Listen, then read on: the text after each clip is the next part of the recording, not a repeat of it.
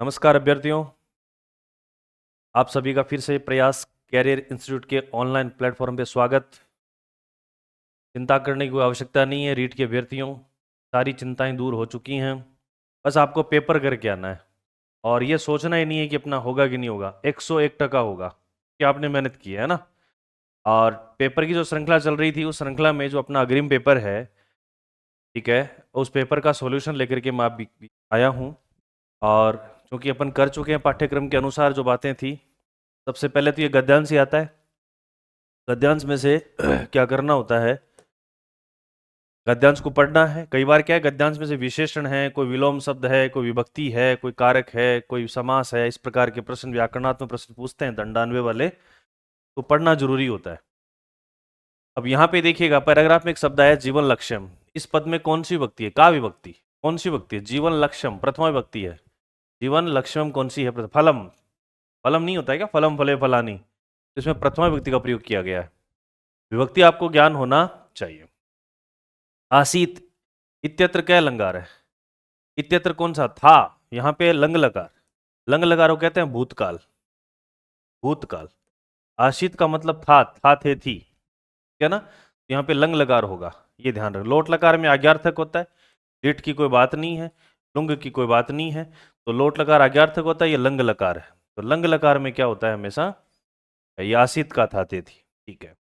स्वीकृत्य इत्यत्र कै प्रत्यय। यहाँ पे कौन सा प्रत्यय? देखिए, कृत्य। अगर अंत में त्य लगा हुआ है तो ल्याप है। अंत में त्य लगा हुआ है तो क्या है? ल्याप है। और ल्याप कहाँ पे है? ये आंसर बन जाएगा। कत्वा होता तो क्या होता? त्वा होता। तुमुन होता तो अंत में क्या होता? तुम लगा हुआ होता। यत होता तो यह या यम होता। इस प्रकार से बात अपन करते हैं। ये धनाभावे, धन के अभाव में, इस प्रकार के शब्दों का जब इत्यत्र समास पूछा जाता है ना, तो इसका अर्थ देखा करो। अर्थ जैसे धना अभाव, इसका अर्थ होता है धन के अभाव में। धन के अभाव में, बीच में कारक चिन्ह आया। कारक चिन्ह आया, इसका मतलब ये किसका है? तत्पुरुष का है। धनस्य अभाव है, धन के अभाव में। धनस्य अभाव है, धन के अभाव में, ये षष्ठी तत्पुरुष बन जाएगा। यहाँ पे द्विगु में पहला पद संख्यावाचक होता है, वैसे नहीं हो सकता। कर्मधारय में विशेषण विशेष्य की भाव होती है, ये भी इसमें नहीं है। द्वंद्व में दोनों पद प्रधान होते हैं, ये भी नहीं हो सकता। तो इस प्रकार से विचार भी अपने को करना चाहिए। नेक्स्ट, अन्ना भावे, वही बात है। अन्न के अभाव में, यहाँ पे क्या पूछ लिया? संधि विच्छेद पूछा है, तो अन्न का अभाव यहाँ पे दीर्घ संधि हो जाएगी। दीर्घ संधि होकर के अन्न प्लस क्या हो जाएगा? अभाव है हो जाएगा, या अभावे हो जाएगा। तो दीर्घ संधि होगी, अन्न प्लस अभावे जहां भी है वहां हो जाएगा। अन्न अभावे नहीं हो सकता, अन्न अभावे भी नहीं हो सकता, अन्न अभावे नहीं हो सकता, अन्न अभावे हो सकता है, बिल्कुल दीर्घ संधि है। अच्छा।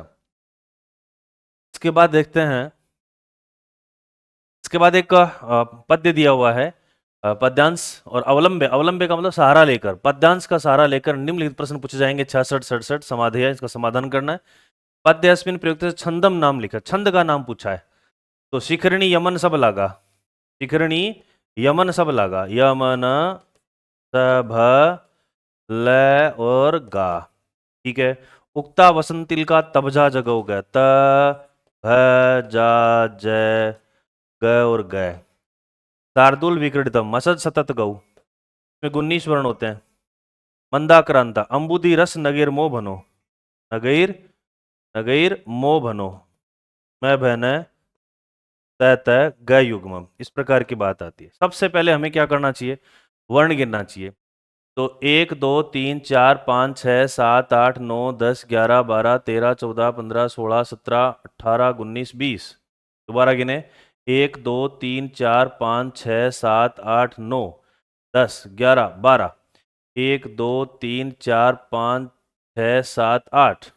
तो ये वाला और गिनना पड़ेगा, 1 2 3 4 5 6 7 8 9 10 11 12, 1 2 3 4 5 6 7, यहाँ पे आ रहे हैं 8, 1 2 3 4 5 6 7 8, और यहाँ पे 12 और 7 19, यहाँ आ रहे हैं 12 और 8 20। और देखते हैं, 1 2 3 4 5 6 7 8 9 10 11 12 13 14 15 16 17 18 19, यहाँ पे भी 19, 1 2 3 4 5 6 7 8 9 10 11 12 13 14 15 16 17 18 19, यहाँ पर भी 19। तो यहाँ 20 कैसे हैं? गड़बड़ है। 1 2 3 4 5 6 7 8 9 10 11 12 13 14 15 16 17, 18, 19, 20, यहाँ पे कोई ना कोई गड़बड़ है, जबकि होना क्या चाहिए इसमें 19। अब देखिएगा शिखरिणी की बात करें, यमन सब लागा, यमन सब है लागा, 1 2 3 4 5, 5 3 15, 15 एक लघु एक गुरु, 15 और 2 17। इसका मतलब यहाँ पे होता है 17 वर्ण, 17 वर्ण होता है तो शिखरिणी तो नहीं हो सकता। सालदूर विकट में 19 वर्ण होते हैं। मंदाक्रांता, अंबुधि रस, रस नगई, रस और नगई, अंबुधि, अंबुधि का मतलब क्या है 4, रस का मतलब 6 और नग का मतलब क्या है 7। तो 4 6 7 मतलब क्या हुआ 10 7 17 वर्ण होने चाहिए। मंदाक्रांता के अंदर कितने होने चाहिए 17 होने चाहिए, और शिखरणी के अंदर कितने होने चाहिए 17 होने चाहिए। तो शिखरणी में 17, मंद्रा ये आ रहे हैं कितने 19 19, बच गए 2। उक्ता वसंतिल का त भ जा ज ग उ ग, 1 2 3 4 और 4 3 12, 12 और 2 कितने होने चाहिए 14। तो यहाँ पे एकमात्र शार्दुल विक्रीडितम है जिसमें कितने वर्ण आ रहे हैं 19 आ रहे हैं, बाकी सब में 14 17 आ रहे हैं। तो इसका आंसर इस प्रकार से अपने को निकालना चाहिए। केयुराणी इत्यत्र किम लिंग, नपुंसकलिंग शब्द है, यहाँ पे जो है वो बालों को कहा जाता है, तो नपुंसकलिंग शब्द इसमें बनता है। केयुराणी फलम फले फलानी की तरह अपन विचार करें तो इस प्रकार से बनता है। स्नानम शब्द जो है स्ना धातु है और ल्युट प्रत्यय है, स्ना धातु है और ल्युट प्रत्यय है, स्नानम शब्द बनता है। वाणे का शब्द में अगर टुकड़ा करेंगे तो वाणी प्लस एका होगा, वाणी प्लस एका, वाणी प्लस एका, और यहाँ पे जो संधि बन जाएगी वो यण संधि बन जाएगी। भूषयंती इत्यत्र कह लकार है। देखिएगा ये प्रश्न पूछने का कारण क्या है, कारण ये है कि इस प्रकार से जैसे अपन बात करें भविष्यति भविष्यत है भविष्यंती, इस प्रकार से बात अपन करते हैं। तो रीट वाले साइंस वाले बच्चे जिनको संस्कृत विषय पढ़ी भी नहीं होती उनकी थोड़ी दिक्कत आ जाती है। पटिशति पटिशत पटिशंती, अब ये देखते हैं भूष्यंती भूष्यति भूष, अरे नहीं भाई, ये अगर लिट लकार का होता, इस लकार का होता तो ये शय क्या होता आधा होता प्रकार क्या, यहाँ तो शय क्या है पूरा है। तो ये सिर्फ और सिर्फ दिमाग खराब करने के लिए प्रश्न दिया गया है, और यहाँ पे जो लकार होगा वो कौन सा होगा लट लकार होगा, ये अपने को देखना चाहिए। ठीक, नेक्स्ट, वह चावलों से भात पकाता है, इसका संस्कृत में अनुवाद पूछा है। तो आपने द्वितीय विभक्ति में अकथितम च कारक पढ़ा है, अकथितम च पढ़ा है। इसमें 16 धातु होती है, 16 धातु में एक धातु होती है पच धातु, पच का मतलब पकाना होता है। तो यहाँ वह चावलों, तो सह तंडुलान ओदनम पचती, जहां भी है वो ठीक हो जाएगा, तंडुला ही नहीं आ सकता। देखिए पच धातु के योग में 2 कर्म होंगे, दोनों कर्म, कर्म का मतलब कर्मणि च द्वितीय, कर्म में कौन सी आती है द्वितीय, तंडुलान में द्वितीय है, ओदनम में द्वितीय, ये बिल्कुल सही है ना। यहाँ नहीं है द्वितीय, यहाँ तो द्वितीय है, यहाँ पंचमी है, यहाँ भी नहीं है, ये भी अलग बात हो गई। तो इसका मतलब क्या हो गया कि यहाँ पे आंसर जो बनेगा वो 1 नंबर बनेगा, है ना। ये जो है वो कथित कर्म है और ये जो है वो अकथित कर्म है, ठीक है, ये ध्यान रखना। ट वर्ण का उच्चारण सर मूर्धा होता है, ऋतु रसाणाम मूर्धा। वाग्भूषणम भूषणम, तो यहाँ पे क्या कहा है, उचित विकल्पम चित्वा सुक्तिम निरूपणम, फलम भूषणम भूषणम, धनम भूषणम भूषणम, वाक भूषणम भूषणम, बिल्कुल वाक भूषणम भूषणम। ये आपके पीछे आप पद्य में जाओगे तो आपको समझ में आएगा ये कहाँ है। ये देखिए वाक भूषणम भूषणम, यहाँ पे ये बात आ रही है सीधा यहाँ पे, वाणी रूपी आभूषण ही सबसे श्रेष्ठ आभूषण है। दुनिया का हर आभूषण नष्ट हो सकता है, हर श्रृंगार नष्ट हो सकता है, लेकिन वाणी एक ऐसा धन है, ऐसी ऐसा फल है ना, ऐसा आभूषण है जो जीवन जो मृत्यु के शैया तक साथ रहता है। तो इसलिए वाणी को सबसे श्रेष्ठ धन बताया गया। मया फलानी खाद्यन्ते, मेरे द्वारा फल खाए गए, इसको चेंज करना था। तो यहाँ कर्म है और कर्ता में लगी है तृतीया, इसका मतलब ये वाक्य कर्मणि वाच्य है, कर्मणि वाच्य है, इसको कर्मणि वाच्य को बदल सकते हैं तो केवल और केवल कर्तृवाच्य में बदल सकते हैं, भाववाच्य में नहीं बदल सकते। तो मया तो आ जाएगा अहम में, मया ये नहीं, मया अहम में कन्वर्ट हो जाएगा। 2 विकल्प तो अपने आप कट गए, 2 बच गए, अहम फलानी, ओके यहाँ भी सही है यहाँ भी सही है। इसके बाद में है खाद्यंते, तो ये क्रिया जो है वो कौन सी आ जाती है फिर परस्मयी पदी की आ जाती है, ये आत्मनेय पदी की है, यते यते यंते हट जाता है, तो यहाँ खादामी शब्द आ जाएगा और इसका आंसर जो बनेगा अहम फलानी खादामी। नेक्स्ट, सह तस्मय अभिक्रुध्यति इति वाक्यम संशोधित, इस वाक्य को करना है। देखिएगा अभिक्रुध्यति, ठीक है ना, क्रुद्ध द्रुह है ईर्ष्य असूय यम प्रतिकोप है, इस प्रकार से सूत्र आता है, क्रुद्ध द्रुह है ईर्ष्य असूय अर्था नाम यम प्रतिकोप है, जिसके प्रति क्रोध किया जाता है, जिसके प्रति क्रोध किया जाता है उसमें चतुर्थी विभक्ति का प्रयोग होता है, बिल्कुल ठीक बात है ना। पिता पुत्राय क्रुध्यति, गुरु है शिष्यभ्यः क्रुध्यति, बिल्कुल बिल्कुल ठीक है। लेकिन अगर क्रुद्ध धातु से पहले क्रुद्ध द्रुह है उपसृष्टियोर, उपसृष्टियोर द्वितीया, अगर क्रुद्ध और द्रुह धातु से पहले उपसर्ग लग जाता है क्रुद्ध और द्रुह धातु से पहले यदि उपसर्ग लग जाता है तो हमेशा कौन सी विभक्ति है? जिसके प्रति क्रोध किया जाता है उसमें द्वितीय आती है। तस्मय तो चतुर्थी है, चतुर्थी अब नहीं आ सकती, तो इसका मतलब द्वितीय आएगी। यहाँ पे तृतीया है, यहाँ पंचमी है, यहाँ षष्ठी है, बच गई ये। तो यहाँ पे जो आएगी अभी लग जाने के कारण, क्रुद्ध धातु से पहले उपसर्ग लग जाने के कारण यहाँ पे कौन सी होगी? द्वितीय आ गई। भाषा के कितने कौशल होते हैं? तो हम 4 कौशल पढ़ते हैं, बताइए हमें सर्वपल्ली, अपन बात कर चुके हैं। व्याकरण अनुवाद विधि से प्रवर्तक, व्याकरण अनुवाद विधि की प्रवर्तक जो है वो कौन है? श्री रामकृष्ण गोपाल भंडारकर हैं, जो संस्कृत से अंग्रेजी में और अंग्रेजी को संस्कृत में पढ़ने के लिए राय देते हैं। प्रत्यक्ष विधि का दूसरा नाम क्या हो सकता है? अपरम नाम। अपरम का मतलब होता है दूसरा, ध्यान रखें। तो निर्बाध विधि कहते हैं, बिल्कुल कहते हैं। वार्तालाप विधि नहीं है, पाठ्य पुस्तक विधि नहीं है, संयुक्त विधि नहीं है, निर्बाध विधि कहते हैं, डायरेक्ट मेथड जिसे अपन कह सकते हैं। नेक्स्ट क्या है? अभिनय विधि प्रयोग कहाँ किया जाता है? अभिनय विधि का नाटक में होता है। कला। महर्षि पतंजलि व्याकरण कस्य विधि प्रयोगम कृतवान। महर्षि पतंजलि ने व्याकरण में कौन सी विधि का प्रयोग किया, है ना? तो पतंजलि विधि कौन सी विधि को कहते हैं अपन? आगमन निगमन कहते हैं कि सूत्र विधि कहते हैं?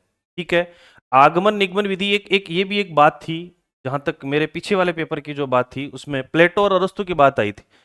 देखिएगा, आगमन विधि के जो है वो तो है अरस्तु, वो तो है अरस्तु प्रवर्तक की बात, और निगमन के हैं प्लेटो, और वहां पे निगमन का पूछा गया था।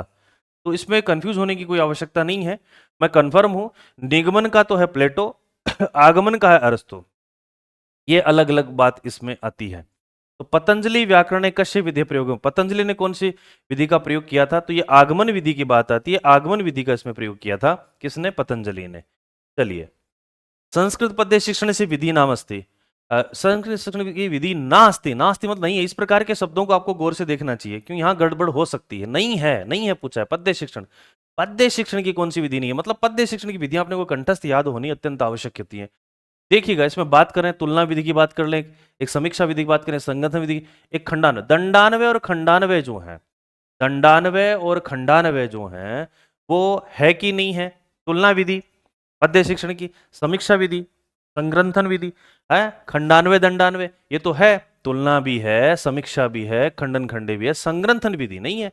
इसका जो आंसर रहेगा वो संग्रंथन रहेगा। संग्रंथन का मतलब गठन करना, निर्माण करना, वाक्यकरण, ये गद्य शिक्षण में चली जाती है। तुलना है, समीक्षा है, कवि के जीवन दर्शन से जोड़ा जाता है। यहाँ खंडान्वय दंडान्वय अपन बात करते हैं, व्यास के विषय से संबंधित प्रश्न पूछे जाते हैं। फिर है व्याकरण शिक्षण से विधि अस्ति, व्याकरण शिक्षण की कौन सी विधि है? तो आगमन विधि भी है, निगमन विधि भी है, सूत्र विधि भी है, तो इसका मतलब ये सभी के सभी किसकी हैं? व्याकरण शिक्षण की विधियां हैं। आगमन विधो भवति, आगमन विधि में होता क्या है? उदाहरणानि प्रस्तुत नियम बोधन, बिल्कुल करेक्ट बात, नियमम प्रस्तुत, ये उदाहरण स्पष्ट नो, ये निगमन विधि में होता है, ये जो बात होती है निगमन विधि में होती है, इसका आंसर रहेगा ये। फिर है गद्य शिक्षण से विधि नहीं, गद्य शिक्षण की विधि नहीं है, गद्य शिक्षण की विधि नहीं है। अभिनय विधि गद्य शिक्षण में होती है भैया, प्रश्नोत्तर विधि, अर्थ कथन विधि, दंडान्वय खंडान्वय जो है वो किस में होती हैं? पद्य शिक्षण में होती हैं। तो ये अभी अभी हमने पढ़ा था, ये ध्यान रखना, गद्य शिक्षण में अभिनय विधि भी होती है, होती है, इसमें ज्यादा वो कंफ्यूज होने की आवश्यकता नहीं है, गद्य शिक्षण में भी अभिनय विधि होती है, ध्यान रखना है। अनुवाद शिक्षण से किम प्रयोजनम, अनुवाद शिक्षण का प्रयोजन क्या है? मूल भाषा अनुदित भाषा ज्ञानम, बिल्कुल होता है, मूल भाषा से दूसरी भाषा का ज्ञान भी होता है। छात्राणाम व्याकरण ज्ञानम पुष्टम होती है, छात्रों का व्याकरण का ज्ञान पुष्ट होता है, मजबूत होता है। शब्दकोश से वृद्धि होती है, शब्दकोश की वृद्धि होती है, बिल्कुल होती है। तो यहाँ पे सभी के सभी आ जाते हैं अनुवाद शिक्षण में। आकाशवाणी किस प्रकार का है? आकाशवाणी तो श्रव्य साधन है, आकाशवाणी तो क्या है? श्रव्य साधन है। राष्ट्रीय शिक्षा नीत्या संस्कृत से स्थानम अंगीकृतम, अंगीकृत मतलब स्वीकार किया गया, निरस्त का मना कर दिया गया, अस्पष्ट स्पष्ट नहीं है, न कि में भी कोई भी नहीं, हम पढ़ रहे हैं ना, राष्ट्रीय शिक्षा नीति में संस्कृत स्थान अंगीकृत है, अंगीकृत का मतलब स्वीकृत है, पढ़ना पड़ेगा, अपन पढ़ रहे हैं ना। शिक्षणम भवेत, शिक्षण होना चाहिए, है ना, विधिलकार का शब्द है, भवेत का मतलब होना चाहिए। कैसा होना चाहिए? कठिन से सरल नहीं होना चाहिए, सरलात कठिनम होना चाहिए, सरलात सरलम नहीं होना चाहिए, कठिनात कठिनम नहीं होना चाहिए, इसका बनेगा सरलात कठिनम। वस्तुनिष्ठ परीक्षाया विशेषता अस्ति, वस्तुनिष्ठ परीक्षा की विशेषता क्या है? बिल्कुल वैधता है, विश्वसनीयता है, वस्तुनिष्ठता है, एता सर्व विशेषता, ये सारी सारी विशेषताएं इसमें है। शिक्षा क्षेत्र में उपचार इति शब्द से को अर्थ है, उपचार का क्या अर्थ होता है? अधिगमनम, अवबोधनम, सर्व विधि दोषानाम निराकरणम, बिल्कुल सभी प्रकार की विधियों के दोषों का जो निराकरण होता है वो किसमें होता है? उपचार में होता है। तो इसका आंसर जो रहेगा तो इसका रहेगा। इस प्रकार से आपके जो 30 क्वेश्चन संस्कृत के हैं वो आपके सामने रखे गए। आपने इनकी समस्या को देखा, फिर भी अगर किसी सब प्रश्न को लेकर के आपको डाउट हो तो आप विनम्रता से पूछ सकते हैं और आपको बिल्कुल सांत्वनापूर्ण उत्तर दिया जाएगा। धन्यवाद। जय हिंद, जय प्रयास। नमस्कार दोस्तों, स्वागत है आपका प्रयास ऑनलाइन के इस प्लेटफॉर्म पर। आज हम लोग बातचीत करने जा रहे हैं जो रीट का पेपर हम लोगों ने जो टेस्ट सीरीज चला रखी है उसके सिलसिले में जो पेपर हमारा हुआ उसकी जो सॉल्यूशन जो है उसके ऊपर हम लोग यहाँ पर बातचीत कर रहे हैं। तो देखिए, हम लोग बातचीत करते हैं एजुकेशन साइकोलॉजी के जो क्वेश्चन है उनके ऊपर।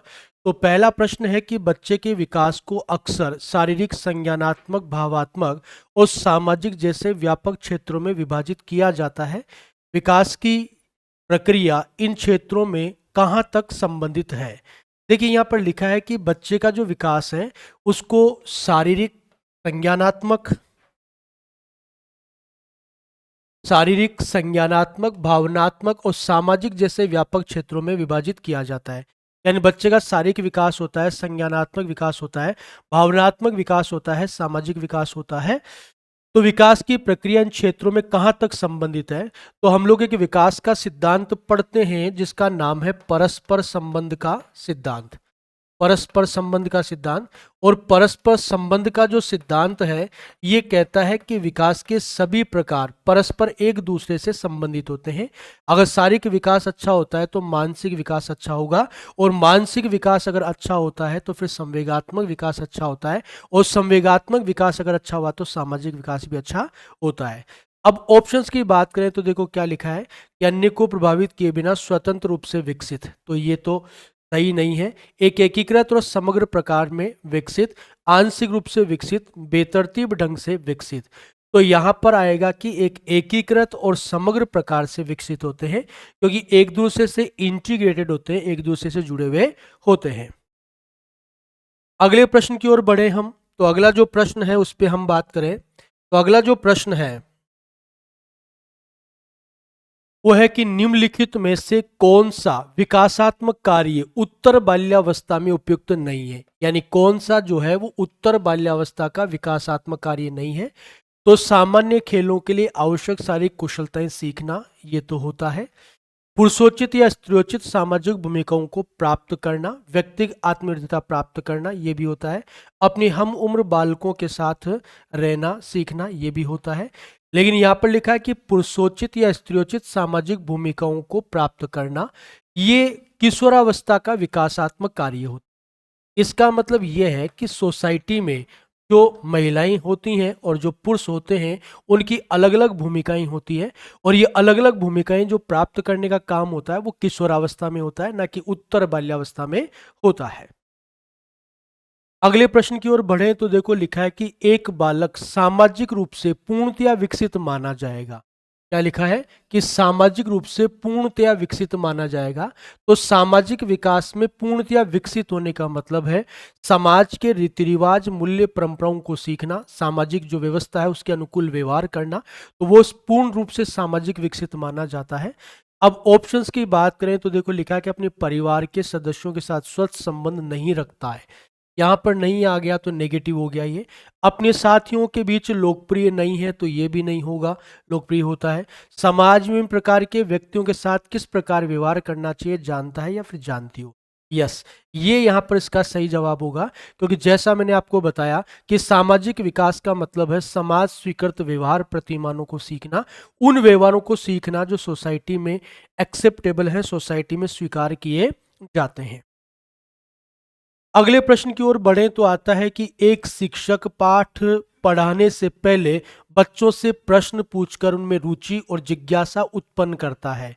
देखिए यहाँ पर लिखा है कि पाठ पढ़ाने से पहले बच्चों से प्रश्न पूछकर उनमें रुचि और जिज्ञासा उत्पन्न करता है। इसका मतलब वो बच्चों को पढ़ने के लिए क्या कर रहा है? तैयार कर रहा है। क्या कर रहा है? तैयार कर रहा है। और जहां तैयारी की बात होती है, जहां तैयार करने की बात होती है, तो वहां पर तत्परता का जो नियम होता है वो लागू होता है, क्योंकि वो बच्चों को क्या कर रहा है? प्रश्न पूछ करके उनमें रुचि और जिज्ञासा उत्पन्न कर रहा है ताकि बच्चे सीखने के लिए क्या हो जाएं? तैयार हो जाएं। तो यहां पर इसका जो जवाब होगा वो होगा तत्परता का नियम। अब देखिए अगले प्रश्न की ओर चलते हैं तो लिखा है कि पूर्व ज्ञान के रूपांतरण, देखिए क्या लिखा है कि पूर्व ज्ञान के रूपांतरण, संगठन, पुनर्संगठन के द्वारा ज्ञान की रचना की जाती है। ज्ञान की रचना की बात यहां पर हो रही है। तो निम्नांकित में से जिसके दृष्टिकोण की सर्वोत्तम व्याख्या है, तो देखिए पूर्व ज्ञान के रूपांतरण, संगठन, पुनर्संगठन के द्वारा बात हो रही है। तो ये प्याजे का जो संज्ञानात्मक जो विकास है उसकी बात यहां पर की जा रही है। तो उसका जवाब अब देखिए आगे चले हम तो आता है कि अल्बर्ट बांडुरा जाने जाते हैं। तो हम लोग जानते हैं कि अल्बर्ट बांडुरा जो है उन्होंने सामाजिक अधिगम का सिद्धांत प्रतिपादित किया। तो इनका जो सिद्धांत है वो क्या है? सामाजिक अधिगम सिद्धांत, जो इन्होंने 1977 में अपने सहयोगी वाल्टेर के साथ प्रस्तुत किया था। तो सामाजिक अधिगम जो सिद्धांत है उसके लिए अल्बर्ट बांडुरा जाने जाते हैं। तो यहाँ पे इसको जो जवाब होगा वो लिखा हुआ ऑप्शन में सीधा सामाजिक अधिगम सिद्धांत के लिए जाने जाते हैं।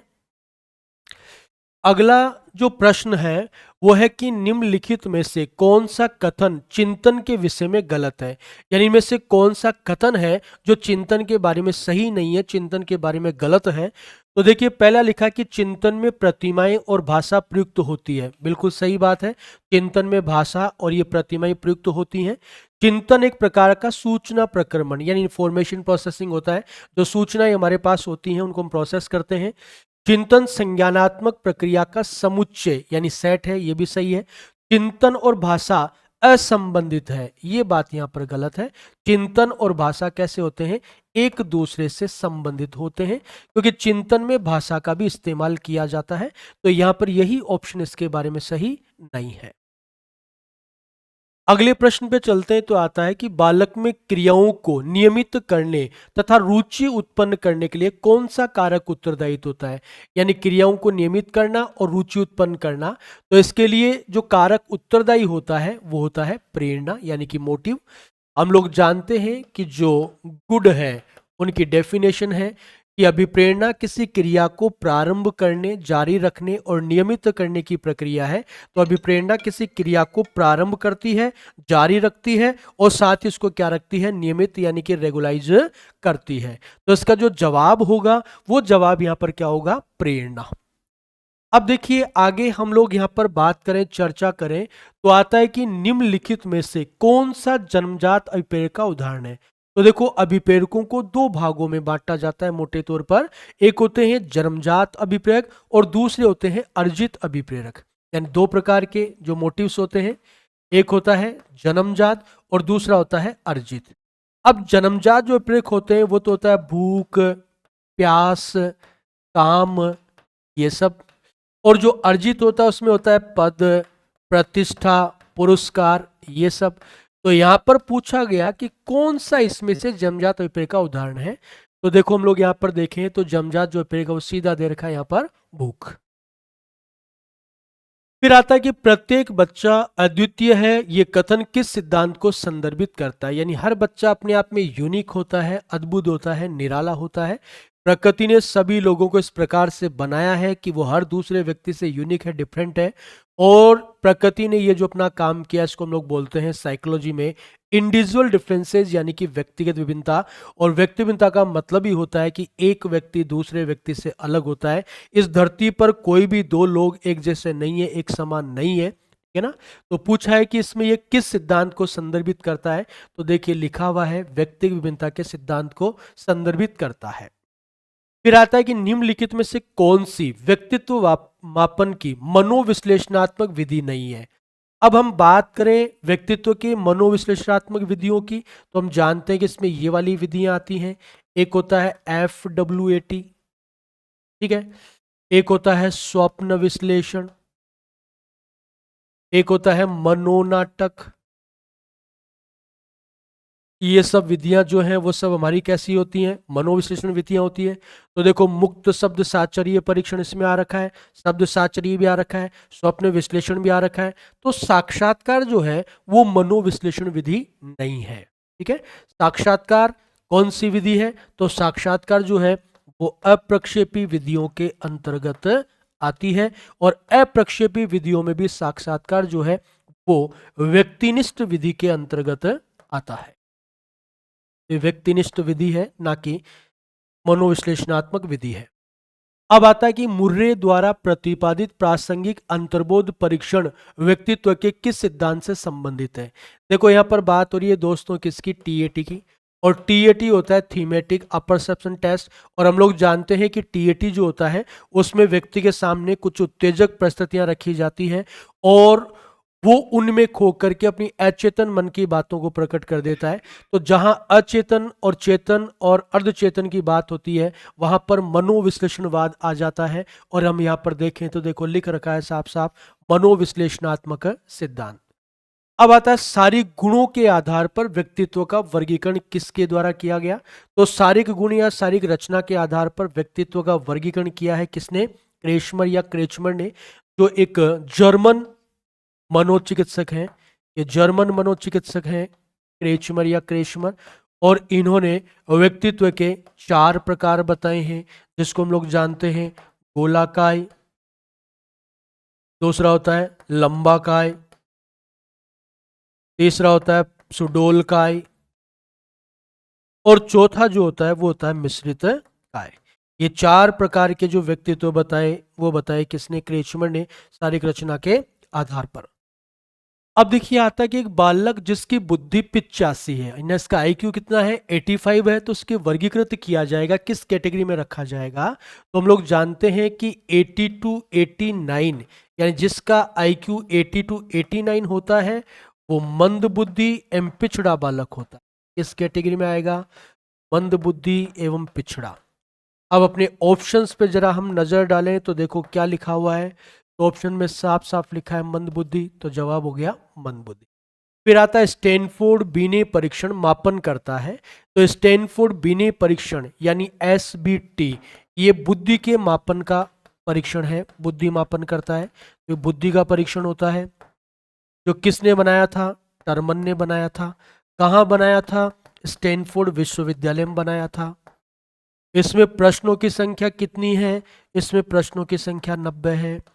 तो एसबीटी की बात कर रहा है और एसबीटी जो है वो बुद्धि का मापन करता है। अब देखिए कि निम्न में से कौन सा कथन बुद्धि के बारे में सत्य नहीं है, कौन सा इनमें से स्टेटमेंट है जो बुद्धि के बारे में सही नहीं है।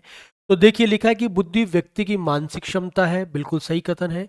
ये सामंजस्य यानी अनुकूल स्थापित करने में सहायक है, ये भी सही बात है। जब हमारे अंदर बुद्धि होती है तो हम किसी भी वातावरण में अपने आप को एडजस्ट कर लेते हैं। ये व्यवहार की गुणवत्ता से आकी जाती है, बिल्कुल ये भी सही है।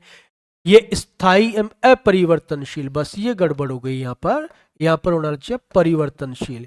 यानी जो बुद्धि है वो विकासशील और परिवर्तनशील है। कैसी है, विकासशील है और परिवर्तनशील है। हमारी बुद्धि की जो गुणवत्ता है वो लगातार परिवर्तित होती रहती है, बदलती रहती है। तो ये अपरिवर्तनशील नहीं बल्कि कैसी, परिवर्तनशील है। तो यही कथन इसके बारे में सही नहीं है। आते हैं आगे अगले पर। एक छात्र जो हमेशा नई नई जानकारियों के लिए स्रोतों की खोज करता रहता है, शिक्षकों व सहपाठियों से तर्क वितर्क करता रहता है। सबसे बड़ी बात, सहपाठियों से शिक्षकों से तर्क वितर्क करता रहता है। इसका मतलब यह है कि उसका आईक्यू बहुत ज्यादा है, बहुत इंटेलिजेंट बच्चा है। और इस प्रकार का जो बच्चा होता है उसको हम लोग जानते हैं क्या बोलेंगे, प्रतिभाशाली बालक इसको बोलेंगे, जीनियस बोलेंगे इसको हम लोग। फिर आया कि बच्चों को सीखने में कठिनाई होती है जब, यानी बच्चे सीखने में कठिनाई कब अनुभव करते हैं, जब अधिगम सामाजिक संदर्भ में हो। तो ये तो सरलता हो गई उसके लिए। विषय वस्तु को बहुरूपों में प्रस्तुत किया गया हो, ये भी सरलता है। सूचना अलग अलग टुकड़ों में प्रस्तुत की जाए, बस यही गड़बड़ है यहाँ पर। तो अलग अलग टुकड़ों में नहीं बल्कि एक साथ उसको प्रस्तुत किया जाना चाहिए। नेक्स्ट हम यहाँ पर बात करते हैं तो आता है कि निम्नलिखित में से कौन सा अच्छे मानसिक स्वास्थ्य का लक्षण नहीं है। अच्छे मानसिक स्वास्थ्य का लक्षण नहीं है। समायोजन की योग्यता अच्छे मानसिक स्वास्थ्य का लक्षण है, संवेगात्मक परिपक्वता भी है, आत्मविश्वास भी है, लेकिन ये असहनशीलता नहीं, बल्कि जिसका मानसिक स्वास्थ्य अच्छा होगा उसमें सहनशीलता होती है, असहनशीलता नहीं होती। तो ये इसके बारे में सही नहीं है। अगले प्रश्न की ओर बढ़े तो आता है कि यदि शिक्षक को कक्षा में कोई समस्यात्मक बच्चा मिल जाए तो क्या करना चाहिए। बच्चे को तुरंत घर भेज देना चाहिए, बिल्कुल नहीं। बच्चे को दंडित करना चाहिए, ये तो कभी भी नहीं। बच्चे की तरफ ध्यान नहीं देना चाहिए, ये भी नहीं होना चाहिए। बच्चे को परामर्श किया जाना, प्रदान किया जाना चाहिए, उसको बताया जाए कि भाई आप बदमाशी क्यों कर रहे हो, क्या कारण है, उसको परामर्श दिया जाना चाहिए। फिर आया कि निम्न से कौन सा कारक मंदबुद्धि बालक के लिए आवश्यक नहीं है। मंदबुद्धि बालक के लिए आवश्यक नहीं है तो सीखने की मंद गति उसमें होती है, ठीक है, अमूर्त चिंतन का अभाव भी होता है, ठीक है ना, शारीरिक दोष भी उसमें हो सकता है, लेकिन क्या नहीं है, मौलिकता उसके लिए आवश्यक नहीं है, क्योंकि मौलिकता जो होती है वो क्रिएटिव चाइल्ड के लिए होती है, मंदबुद्धि बालक के लिए नहीं होती। ठीक है, तो ये थे हमारे एजुकेशन साइकोलॉजी क्वेश्चंस जिन पर हमने बात करी। Okay, thank you.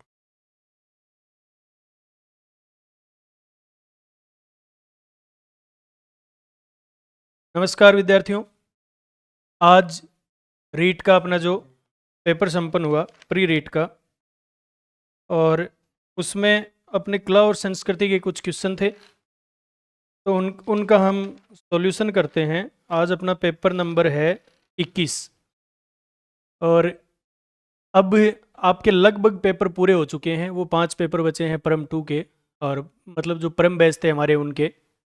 आप सभी को सबसे पहले तो प्रयास परिवार की ओर से शुभकामनाएं कि आप इस प्रारंभिक परीक्षा को अच्छे नंबर से उत्तीर्ण करें और दोबारा हमसे जुड़ें। इसके लिए हम 19 फरवरी को रीट से पहले एक रीट परीक्षा का आयोजन करवाने जा रहे हैं। अपनी संस्थान में आकर आप के बारे में जानकारी लें और रजिस्ट्रेशन करवाएं। तो हम अपने क्वेश्चन की शुरुआत करते हैं। अपना पहला क्वेश्चन है, मुगल यूरोपीय शैली में निर्मित मेहमान नवाजी हेतु प्रसिद्ध जो मुबारक महल है वो कहाँ स्थित है? तो ये है जयपुर में। टोंक में मुबारक महल है, वहाँ ऊँट की बलि दी जाती थी, इसके लिए प्रसिद्ध था। और मेहमान नवाजी के लिए प्रसिद्ध है, ये है जयपुर में। नेजा, ब्यावले, पगले, इनका संबंध किससे है? तो जो रामदेव जी हैं, इनके मेले की जो ध्वजा होती है उसे कहा जाता है नेजा। ब्यावले, रामदेव जी के जो भजन होते हैं उनको ब्यावले कहा जाता है। और पगले से अपना मतलब है कि रामदेव जी के जो मंदिर हैं उनमें इनके पदचिन्ह पूजे जाते हैं, जिन्हें पगले कहा जाता है। अगला क्वेश्चन है, राजस्थान में त्योहारों की शुरुआत श्रावणी तीज से होती है और अंत किस त्योहार से होता है? तो आपने सुना होगा तीज त्योहारा बावड़ी ले डूबी गणगौर, तो इसमें आ रहा है गणगौर, इसका सही जवाब होगा गणगौर। बलदेव पशु मेला राजस्थान के किस जिले में लगता है? तो इसका सही जवाब है नागौर। और अपना अंतिम क्वेश्चन है, मदील क्या है? तो मदील एक पगड़ी है। यदि ये होता कि मंदील क्या है? मंदील एक प्रकार का वाद्य यंत्र है और मदील एक पगड़ी है। तो ये अपने कला और संस्कृति के क्वेश्चन थे। आप सभी को एक बार फिर से हार्दिक शुभकामनाएं। आशा और उम्मीद है कि आप सभी इस प्री परीक्षा को आसानी से पास करेंगे। धन्यवाद। जय हिंद, जय भारत, जय प्रयास, विजय प्रयास।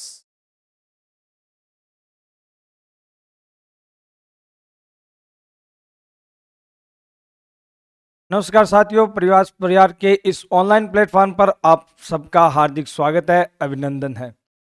अपने इतिहास विषय के 10-11 क्वेश्चन जो है वो रिट एग्जाम में पूछे जाते हैं। जो अपने टेस्ट के आए हैं उन प्रश्नों का मैं आपको सॉल्यूशन बता रहा हूं।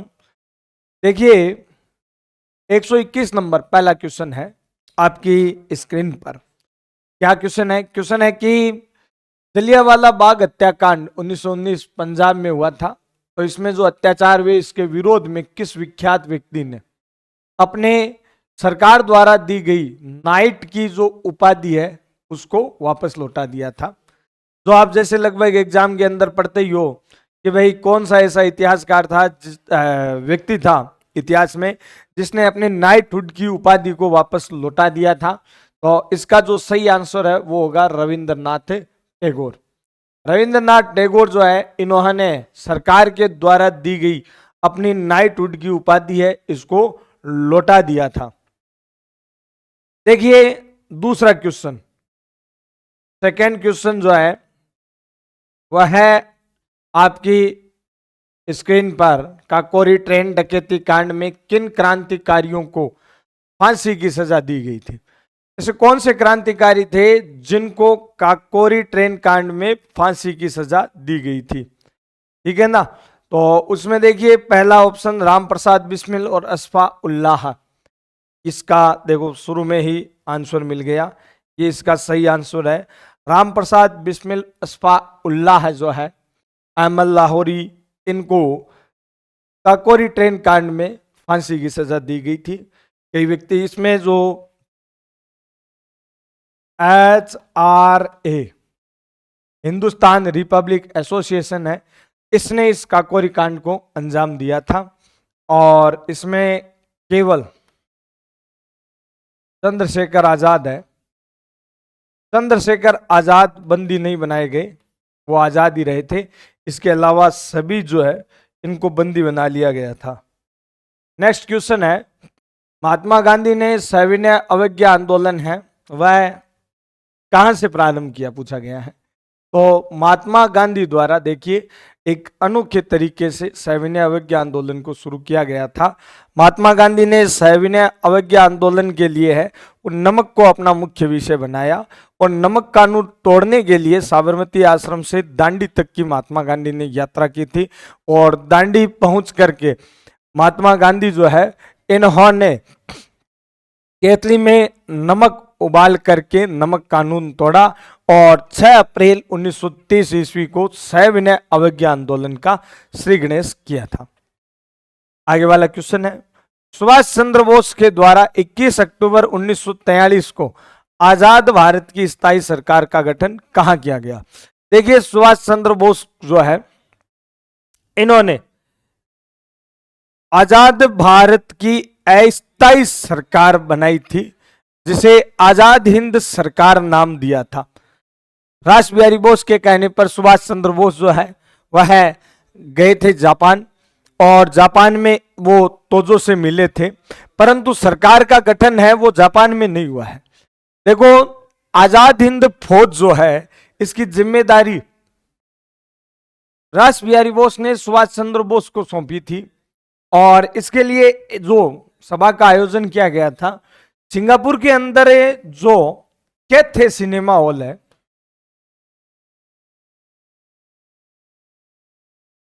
सिंगापुर के कैथे सिनेमा हॉल है, इस कैथे हॉल के अंदर कैथे बोलते हैं ये सिनेमा हॉल हुआ करता था। वैसे पूर्व में था, अपने सिनेमा हॉल लगाने की आवश्यकता नहीं है, इतना याद रख लो कैथे हॉल है, ठीक है ना। तो कैथे हॉल के अंदर इन्होंने आजाद हिंद फौज है, इस आजाद हिंद फौज का नेतृत्व संभाला था और वहीं पर इन्होंने आजाद हिंद सरकार है इसका गठन किया था। आगे वाला प्रश्न है आपकी स्क्रीन पर कि भारतीय राष्ट्रीय कांग्रेस के पहले अध्यक्ष कौन थे। देखिए सन 1885 ईस्वी के अंदर भारतीय राष्ट्रीय कांग्रेस की स्थापना हुई थी। कांग्रेस की जो स्थापना जो है, स्थापना जरूर एओ ह्यूम के द्वारा की गई है, परंतु देखिए इसके पहले अध्यक्ष है वो बने थे WC बनर्जी, मतलब व्योमेश चंद्र बनर्जी जो है वह इसके पहले अध्यक्ष बने थे। बंबई के अंदर 1885 ईस्वी के अंदर इसका पहला अधिवेशन हुआ था। अब एक प्रश्न आया है राजस्थान से संबंधित है, 1857 के विद्रोह के दौरान निम्नलिखित में से किस ठिकानेदार द्वारा तांत्या टोपे की सहायता की गई थी। ऐसा कौन सा ठिकानेदार था जिसने तांत्या टोपे की सहायता की। कुशाल सिंह चंपावत, भागौर के शिवदान सिंह, सलुम्बर के केसरी सिंह चुड़ावत, आसिंद के दुल्ले सिंह।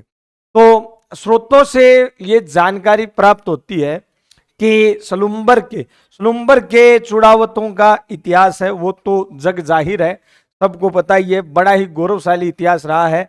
तो सलुम्बर के केसरी सिंह चुड़ावत जो है इन्होंने सलुम्बर के केसरी सिंह चुड़ावत ने तांत्या टोपे की सहायता की थी। कुशाल सिंह चंपावत है, इनकी भी इन्होंने सहायता की थी। कहा जाता है कि गुप्तचुप रूप से केसरी सिंह के पास है वह तांत्या टोपे आए थे।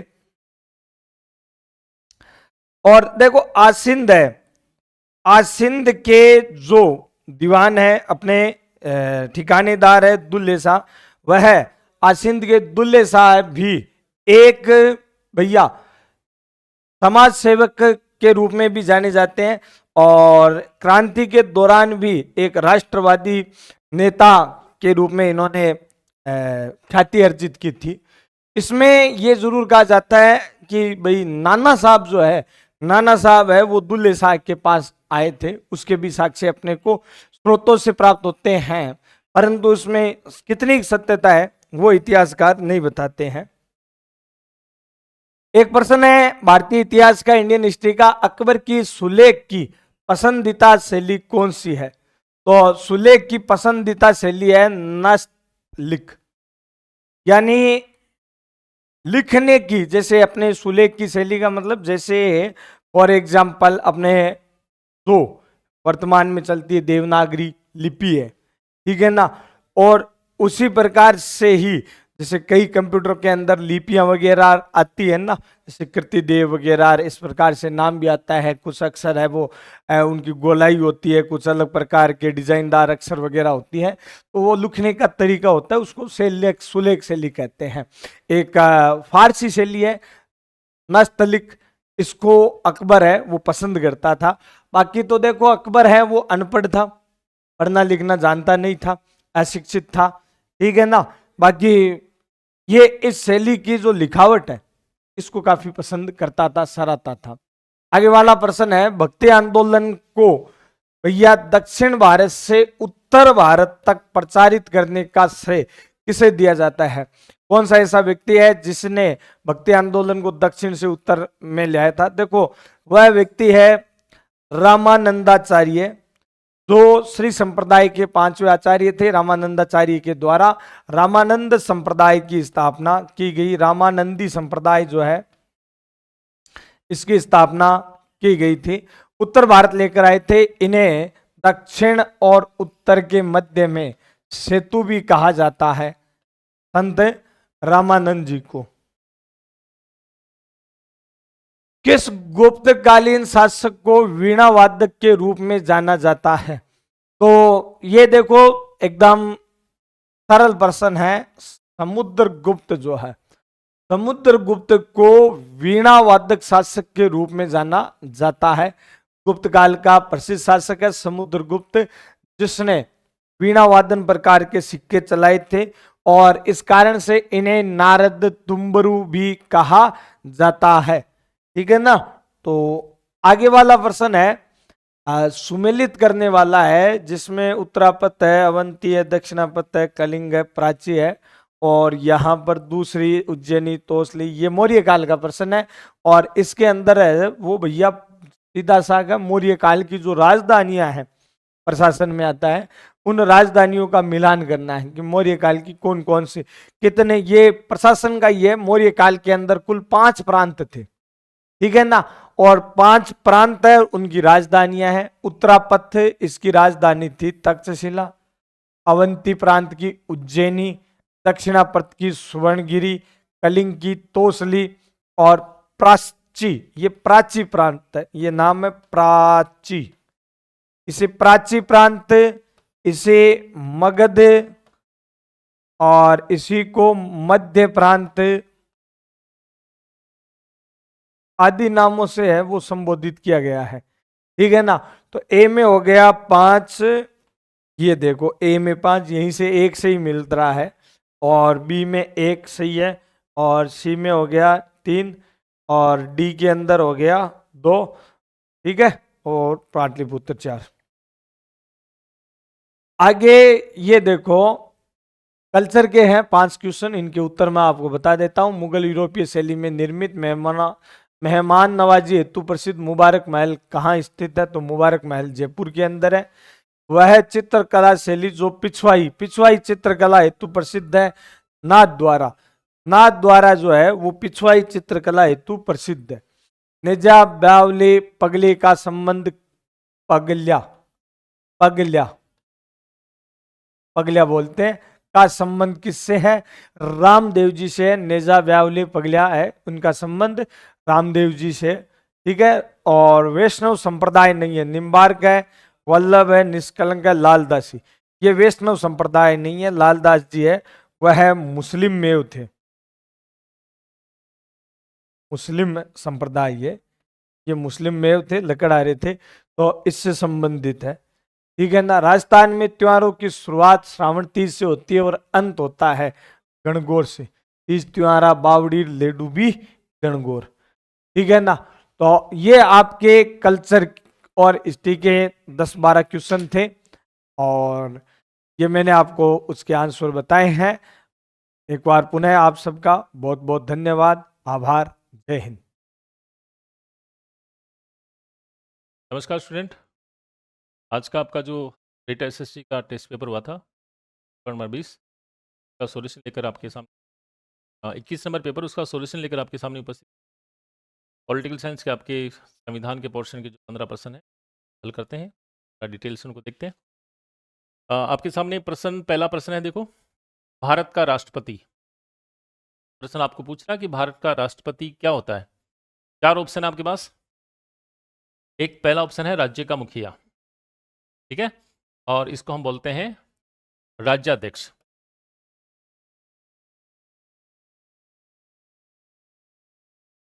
क्या बोलेंगे? राज्याध्यक्ष, हेड ऑफ स्टेट। दूसरा है सरकार का मुखिया। तो आपको पता है कि हेड ऑफ गवर्नमेंट जो होता है वो प्रधानमंत्री होता है। सरकार का मुखिया कौन होगा? प्रधानमंत्री। राज्य तथा सरकार दोनों का मुखिया या इनमें से कोई नहीं। तो इसका सीधा सा आपका है कि भारत का राष्ट्रपति होता है वो हेड ऑफ स्टेट कहलाता है। क्या कहलाता है? राज्य का मुखिया कहलाता है। ठीक है, 2 ही प्रश्न आपको याद करने हैं इसमें। हेड ऑफ स्टेट जो होता है वो भारत का राष्ट्रपति होता है। हेड ऑफ गवर्नमेंट जो होता है वो भारत का कौन होता है? प्रधानमंत्री। की वास्तविक शक्तियां प्रधानमंत्री और मंत्रिपरिषद में ही निहित होती हैं। ठीक है, अगला प्रश्न देखो, छाया मंत्रिमंडल, शैडो कैबिनेट, किसकी प्रशासनिक व्यवस्था की विशेषता है? यानी शैडो कैबिनेट का कॉन्सेप्ट है वो किस देश की विशेषता मानी जाती है? आपको पता है कि भारत में संसदीय शासन प्रणाली का जनक राष्ट्र जो है वो है कौन सा? ब्रिटेन। और भारत ने जो संसदीय शासन प्रणाली अडॉप्ट की है, अपनाया है, वो भी कहाँ से लिया है? ब्रिटेन से लिया है। और ब्रिटेन में जब सत्तारूढ़ दल शासन में होता है तो विपक्षी दल द्वारा उसको नियंत्रित करने का, उसको कंट्रोल करने का, उसको निरंकुश ना होने देने का प्रयास किया जाता है। और इसलिए एक शैडो कैबिनेट का गठन किया जाता है जो कि विपक्षी दल के नेता द्वारा होता है। अब गठन का मतलब ये नहीं होता कि उसके पास कोई पावर होते हैं, वैसा होता है। उसका काम इतना होता है कि वो सरकार के विभिन्न विभागों पर क्या करता है? नियंत्रण स्थापित करने का काम करता है। तो शैडो कैबिनेट यानी 6 मंत्रिमंडल का कॉन्सेप्ट जो है वो हमने कहाँ से लिया है? ब्रिटेन के संविधान से। नेक्स्ट देखिए, भारतीय संविधान की निम्नलिखित विशेषताओं में से कौन सी एक इस बात की सूचक है कि वास्तविक कार्यपालिका शक्ति प्रधानमंत्री के नेतृत्व वाली मंत्रिपरिषद में निहित होती है? ठीक है, यानी वास्तविक और नाम मात्र की कार्यपालिका का भेद पूछ रहा है। देखिए आप ऑप्शन देखो, संघवाद। तो संघवाद में शर्त यह है कि जहां संघ या संघात्मक व्यवस्था होगी वहां शक्तियों का क्या होगा? विभाजन होगा। तो संघवाद है वो वास्तविक कार्यपालिका का भेद नहीं करता है। प्रतिनिधिक विधानमंडल, तो हमारे यहाँ डायरेक्ट डेमोक्रेसी नहीं है, हम जनता अपने प्रतिनिधि चुनती है और फिर प्रतिनिधि ही जनता के लिए कानून का निर्माण करते हैं। सार्वजनिक वयस्क मताधिकार, ये भी इसका राइट आंसर नहीं हो सकता। संसदीय शासन प्रणाली जिन देशों में होती है उसमें ये कार्यपालिका का दोहरापन पाया जाता है कि एक संवैधानिक या नाममात्र का प्रधान होता है और एक आपका कौन सा होता है? वास्तविक प्रधान। तो प्रश्न आपको ये पूछ रहा है कि कौन सा इस बात को सूचित करता है कि वास्तविक कार्यपालिका शक्ति प्रधानमंत्री के नेतृत्व वाली मंत्रिपरिषद में निहित होती है? तो सीधा सा कौन सा हो जाएगा? संसदीय लोकतंत्र। नेक्स्ट प्रश्न देखो,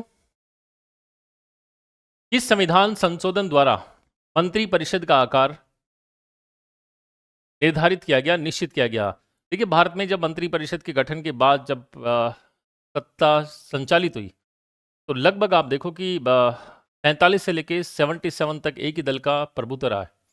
77 के बाद गठबंधन सरकारों का दौर चालू हुआ और इससे जो पार्टियों में दल बदल की स्थिति पैदा हो गई थी। अब दल बदल का एक प्रलोभन होता है कि किसी को भी दल बदल का प्रलोभन देंगे तो आप कुछ ना कुछ ऑफर करना पड़ेगा मंत्रिपरिषद की विशेषताओं में। हमने 91 अमेंडमेंट एक्ट किया 2003 में और इसमें पहली बार दल बदल को कंट्रोल करने के लिए क्या किया? दल बदल को कंट्रोल करने के लिए एक संविधान संशोधन पारित किया और इसमें कहा कि मंत्रिपरिषद का आकार जो है वो संबंधित विधानमंडल, और संबंधित विधानमंडल से आशय होता है कि अगर केंद्र में बात करें तो लोकसभा होगा और राज्यों में बात करें तो विधानसभा होगी, उनकी जो कुल सदस्य संख्या है उसके 15% से अधिक नहीं होगा। तो प्रश्न आपका सिंपल सा है कि किस संविधान संशोधन द्वारा मंत्रिपरिषद का आकार निश्चित किया गया? तो राइट आंसर क्या हो जाएगा आपका? 51वां संविधान संशोधन 2003 के तहत मंत्रिपरिषद का आकार निश्चित कर दिया गया। इसमें एक अपवाद भी आप याद रखते हो कि दिल्ली में मंत्री परिषद का आकार है वो 15% नहीं होता है, बल्कि कितना होता है, 10% से अधिक नहीं होता है। ठीक है। एक नया प्रश्न आपके सामने, स्वीप स्वीप संबंधित है। स्वीप एक प्रोग्राम है। स्वीप प्रोग्राम जो है वो ये है कि सिस्टोमेटिक, देखिए, systematic voters education and electoral participation, यानी मतदाता है वो एक तरह से जागरूक होकर मतदान में भागीदारी सुनिश्चित करे। इसके लिए जो चुनाव आयोग है वो समय समय पे कार्यशाला आयोजित करता है और मतदाता तक पहुंचने का प्रयास करता है। तो स्वीप कार्यक्रम किससे संबंधित हो गया? मतदाता जागरूक अभियान से संबंधित हो गया आपका कौन सा कार्यक्रम? स्वीप कार्यक्रम। और फुल फॉर्म क्या हुआ? Systematic voters education and electoral participation, भागीदारी सहभागिता को सुनिश्चित करने वाला कार्यक्रम कौन सा है? स्वीप है। नेक्स्ट प्रश्न देखिए, संपत्ति का अधिकार वर्तमान में भारत के संविधान के किस अनुच्छेद में है? तो आपको पता है कि संपत्ति का अधिकार अब मौलिक अधिकार नहीं है, बल्कि कौन सा अधिकार है? एक लीगल राइट है, कानूनी अधिकार। जब ये संपत्ति का अधिकार मौलिक अधिकार के रूप में था तो हमने इसको स्थापित कर रखा था संविधान के कौन से अनुच्छेद में? 31 में। लेकिन 44वां संविधान संशोधन करके आपने संपत्ति के अधिकार को मौलिक अधिकारों की श्रेणी से क्या कर दिया? बाहर कर दिया है। और उसके बाद में उसको लीगल राइट के रूप में हमने इसको स्टेब्लिश किया है, स्थापित किया है। तो स्थापित कौन से आर्टिकल में किया है? अनुच्छेद 306 में किया है। ठीक। नेक्स्ट प्रश्न देखो, 6 से 14 वर्ष की उम्र के बालकों को शिक्षा के अवसर उपलब्ध कराने हेतु कौन सा संविधान संशोधन किया गया था? 6 से 14 वर्ष के बच्चे को शिक्षा उपलब्ध करवानी है और ये प्रत्येक बच्चे का क्या है? अधिकार है। और अधिकार में हम बात करें तो अधिकारों का उल्लेख संविधान के भाग किस में होता है? 3 में। और इसको हमने स्थापित किया है आर्टिकल 21 के में। राज्य को भी इस बात की सलाह दी जाती है कि वो अपने यहाँ इस अवस्था के बच्चों के लिए शिक्षा का प्रबंध करें। सलाह आपको पता है, सलाह होती है वो निर्देशक तत्वों में होती है, और निर्देशक तत्व कौन से भाग में होते हैं? भाग 4 में। और इसको हमने स्टेब्लिश कर दिया है कौन से आर्टिकल में? नया आर्टिकल बना दिया 45 के। प्रत्येक माता पिता की भी जिम्मेदारी होती है कि वो अपने इस अवस्था के बच्चों से काम ना करवाएं, उनसे श्रम ना करवाएं, बल्कि उनको क्या दें? शिक्षा उपलब्ध करवाएं। और जो जिम्मेदारी है वो कर्तव्य में आती है, और कर्तव्य है वो संविधान के कौन से भाग में है? 4 के में। और आर्टिकल कौन सा है? 51 के। तो 51 का में हमने कौन सा कर्तव्य? 11वां करते। तीनों में जो तीनों आर्टिकल आप नोट किए हमने, इनमें एक ही बात का प्रावधान है कि 6 से 14 वर्ष की आयु के बच्चों को शिक्षा के अवसर उपलब्ध करवाना। और इसके लिए हमने संविधान में एक संशोधन किया, और संशोधन किया कौन सा? 83वां संविधान संशोधन 2002। तो प्रश्न आपको उल्टा भी हो सकता है कि 83वें संविधान संशोधन के तहत भारतीय संविधान के कौन से भाग में संशोधन किया गया? देखिए, भाग 3 में भी संशोधन हो रहा है 21 के, भाग 4 में भी हो रहा है 45 के, और भाग 4 के में भी हो रहा है 51 के में। कौन सा मौलिक कर्तव्य जोड़ा है? 11वां मौलिक कर्तव्य जोड़ा है। तो तीनों भागों में संशोधन होगा। चौथा ऑप्शन आपका सीधा हो जाएगा, उपरोक्त सभी। नेक्स्ट देखिए, भारत के उपराष्ट्रपति के निर्वाचक मंडल में कौन कौन शामिल होते हैं? यानी उपराष्ट्रपति के चुनाव में कौन शामिल होते हैं? आर्टिकल 66 में हमने इसको उल्लेखित कर रखा है। संसद के निर्वाचित और मनोनीत सदस्य, राज्य विधानसभाओं के निर्वाचित सदस्य 1 व 2, और राज्य विधानसभाओं के मनोनीत सदस्य, सीधा पढ़ा आपके पास। राष्ट्रपति और उपराष्ट्रपति के निर्वाचक मंडल में एक ही भेद होता है कि राष्ट्रपति के निर्वाचक मंडल में जितने भी सदस्य होते हैं, चाहे वो संसद के हों चाहे विधानसभाओं के हों, निर्वाचित सदस्य भाग लेते हैं। लेकिन उपराष्ट्रपति के चुनाव में विधानसभाओं का कोई रोल नहीं होता है, केवल किसका होता है? संसद के दोनों सदनों के सभी सदस्य, और सभी का मतलब निर्वाचित और मनोनीत दोनों तरह के सदस्य हैं, वो राष्ट्रपति उपराष्ट्रपति के निर्वाचक मंडल का हिस्सा माने जाते हैं। ठीक है। और नेक्स्ट देखिए, भारत के उच्चतम न्यायालय से परामर्श करने की राष्ट्रपति की शक्ति भारत के संविधान के कौन से अनुच्छेद में वर्णित है? तो आपको पता है कि जब संवैधानिक मामलों पर राष्ट्रपति को सलाह की आवश्यकता होती है तो आर्टिकल 123 में प्रावधान है कि राष्ट्रपति समय समय पर सुप्रीम कोर्ट से परामर्श मांग सकता है। सुप्रीम कोर्ट परामर्श देने के लिए कई परिस्थितियों में बाध्य भी होता है, और सुप्रीम कोर्ट कई परिस्थितियों में परामर्श देने से इनकार कर सकता है। अगर परामर्श का विशेष सार्वजनिक महत्व का होगा तो यहाँ पर न्यायपालिका मना कर सकती है कि मैं इस पर आपको कोई परामर्श नहीं दे सकती। लेकिन अगर अंतर्राष्ट्रीय संधियों और समझौतों की व्याख्या से संबंधित कोई प्रश्न है और उस पर राष्ट्रपति परामर्श मांग रहा है तो यहाँ पर परामर्श देना अनिवार्य होगा। किसके लिए? राष्ट्रपति के लिए। और ये सब मेंशन है कौन से आर्टिकल में? आर्टिकल 143। भारत के संविधान के किस भाग में शहरी स्थानीय शासन वर्णित है? संविधान के कौन से भाग में शहरी स्थानीय स्वशासन का मतलब क्या हो गया? नगरीय निकायों की बात कर रहा है। आपको पता है पंचायती राज का उल्लेख है वो संविधान के भाग 9 में है, और नगरीय निकायों के लिए हमने एक नया भाग बनाया, कौन सा? भाग 9 कै। नेक्स्ट देखिए, राष्ट्रीय बाल अधिकार संरक्षण आयोग में न्यूनतम कितनी महिला सदस्य होना चाहिए? आपको पता है कि राष्ट्रीय बाल अधिकार संरक्षण आयोग है, उसमें टोटल सदस्य 1+6 होते हैं, एक अध्यक्ष होता है, 6 सदस्य होते हैं, और उन 6 सदस्यों में से आवश्यक है कि कम से कम 2 सदस्य कैसे होने चाहिए? महिला होनी चाहिए। कम से कम 2 सदस्य महिला, ये पिछली रिट एग्जाम में भी पूछा हुआ प्रश्न है, और आपको फिर से इसको याद रखना है कि 2 महिला सदस्यों की भागीदारी होनी चाहिए। नेक्स्ट देखो, भारत के संविधान के अनुच्छेद 74 के तहत राष्ट्रपति किसकी सलाह से कार्य करता है? आर्टिकल 74 में ये लिखा हुआ है कि राष्ट्रपति को सहायता और सलाह देने के लिए एक मंत्री परिषद होगी, और उस मंत्री परिषद का प्रधान कौन होगा? प्रधानमंत्री होगा। इसका मतलब राष्ट्रपति जो है वो किसकी सलाह से काम करेगा? मंत्री परिषद की सलाह से काम करेगा। अब प्रश्न यहाँ पे आगे हम बढ़े तो प्रश्न ये हो सकता है कि क्या राष्ट्रपति मंत्री परिषद की सलाह को मानने के लिए बाध्य है? तो 76 में 42वां संविधान संशोधन हुआ था इंदिरा गांधी के शासनकाल में, और उसमें प्रावधान किया गया था कि राष्ट्रपति जो है वो मंत्री परिषद की सलाह को मानने के लिए क्या होगा? बाध्य होगा। परंतु बाद में मोरारजी सरकार बनी और 44वां संविधान संशोधन में उन्होंने बात को उल्लेखित किया कि राष्ट्रपति मंत्री परिषद की सलाह को मानने के लिए पूर्णतया बाध्य नहीं है, वो एक बार पुनर्विचार के लिए उसको लौटा सकता है। अगर दोबारा उनके पास प्रस्ताव आया तो फिर राष्ट्रपति को मानना अनिवार्य हो जाएगा। तो प्रश्न आपका सिंपल है कि किसकी सलाह पर काम करेगा? तो किसकी सलाह पर काम करेगा? मंत्री परिषद की। नेक्स्ट देखिए, भारतीय संविधान का भाग 4, देखिए इसमें 4 कै होगा। 4 में तो निर्देशक तत्व होते हैं, तो भाग 4 कै अनुच्छेद 51 ए मान लो, कै मान लो, में नागरिकों के कुल मूल कर्तव्य कितने वर्णित हैं? तो ये जब 42वें संविधान संशोधन द्वारा भाग जोड़ा था 4 कै, तो आर्टिकल 51 कै में 10 मौलिक कर्तव्य जोड़े गए थे, और अभी मैंने थोड़ी देर पहले आपको बताया कि 86वां संविधान संशोधन करके हमने एक मौलिक कर्तव्य इसमें और समावेशित किया है। तो वर्तमान में जो मौलिक कर्तव्यों की संख्या है वो कितनी है? 11। लास्ट प्रश्न आपका, संविधान निर्मात्री सभा की पहली बैठक कब आयोजित की गई थी? तो ये आपने पढ़ा है कि संविधान सभा के लिए पहले निर्वाचन हुआ, और निर्वाचन के बाद 9 दिसंबर 1946 को संविधान सभा की पहली बैठक आयोजित की गई, जिसकी अध्यक्षता सच्चिदानंद सिन्हा ने की थी, और बाद में स्थायी अध्यक्ष हमने चुने थे डॉक्टर राजेंद्र प्रसाद को। 13 दिसंबर को उद्देश्य प्रस्ताव प्रस्तुत हुआ, ये हमने पिछले में प्रश्न में चर्चा की थी। ये सीधे से आसान से आपके 15 प्रश्न है। उम्मीद करता हूँ कि एक प्रश्न स्वीप वाला है जिसको थोड़ा आप समझ नहीं पाएंगे, बाकी क्लासरूम में सारी चीज़ें समझाई हैं। उम्मीद करते हैं बहुत अच्छा आपका पेपर हुआ होगा, और आगे आपकी जो नेक्स्ट सीरीज आ रही है 5 टेस्ट पेपर वाली, के सॉल्यूशन के लिए अगले पेपर में मुलाकात करेंगे। तब तक धन्यवाद। स्वागत करता हूं दोस्तों आपका प्रयास एडू हब के ऑनलाइन प्लेटफॉर्म पर। दोस्तों इस वीडियो में हम बात करने वाले हैं हमारे जो लाइव सॉल्यूशन है ईवीएस का और एसएसटी का। तो दोस्तों बिना देरी किए शुरू करते हैं हमारा ये जो अभी लाइव सेशन है, ये वाला मरुस्थलीकरण को रोका जा सकता है। दोस्तों मरुस्थलीकरण को रोकने का है अवनालिकाओं को प्लग करके, अतिचारण को रोक करके, समुच्च रेखीय जुताई के द्वारा, और यदि हम देखें रक्षक मेखलाएं द्वारा। तो अब दोस्तों इसमें ये जानो कि ये अवनालिकाओं को प्लग करके, अवनालिकाओं को प्लग करने का मतलब होता है उन्हें समतलीकरण करके, तो उससे नहीं होगा।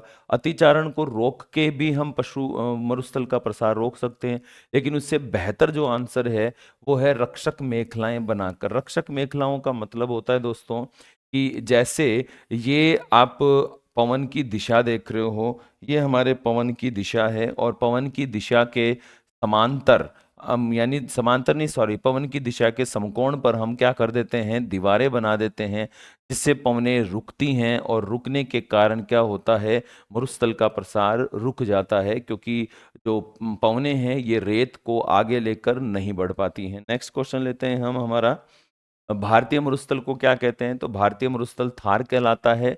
गोबी का जो मरुस्थल है अपने मंगोलिया में है, और स्थल पर स्थित सबसे बड़ा ठंडा मरुस्थल है। सहारा मरुस्थल अफ्रीका में है, और अटाकामा जो मरुस्थल है वो अटाकामा मरुस्थल चिली में है, और विश्व का शुष्कतम मरुस्थल है। ठीक है, नेक्स्ट पे आते हैं। राष्ट्रीय पाठ्यचर्या, ये दोस्तों बीच बीच में साइकोलॉजी के कुछ क्वेश्चंस हैं, तो साइकोलॉजी के शिक्षण विधियों के क्वेश्चंस हैं। तो शिक्षण विधियों के जो क्वेश्चन हैं इनके आंसर आपको वशिष्ठ सर करवा देंगे।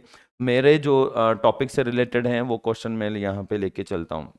कौन सा प्राथमिक स्तर पर पर्यावरण अध्ययन की पाठ्यचर्या में, ये भी अपना शिक्षण विधियों का क्वेश्चन है। एनसीईआरटी, ये भी शिक्षण विधियों का क्वेश्चन है। बायोगैस का मुख्य घटक है। दोस्तों यहाँ पे अगर हम बात करते हैं कि बायोगैस का मुख्य जो घटक है वो कौन सा होता है, बायोगैस जो होती है वो दोस्तों होती है मीथेन, है ना, ध्यान रखना।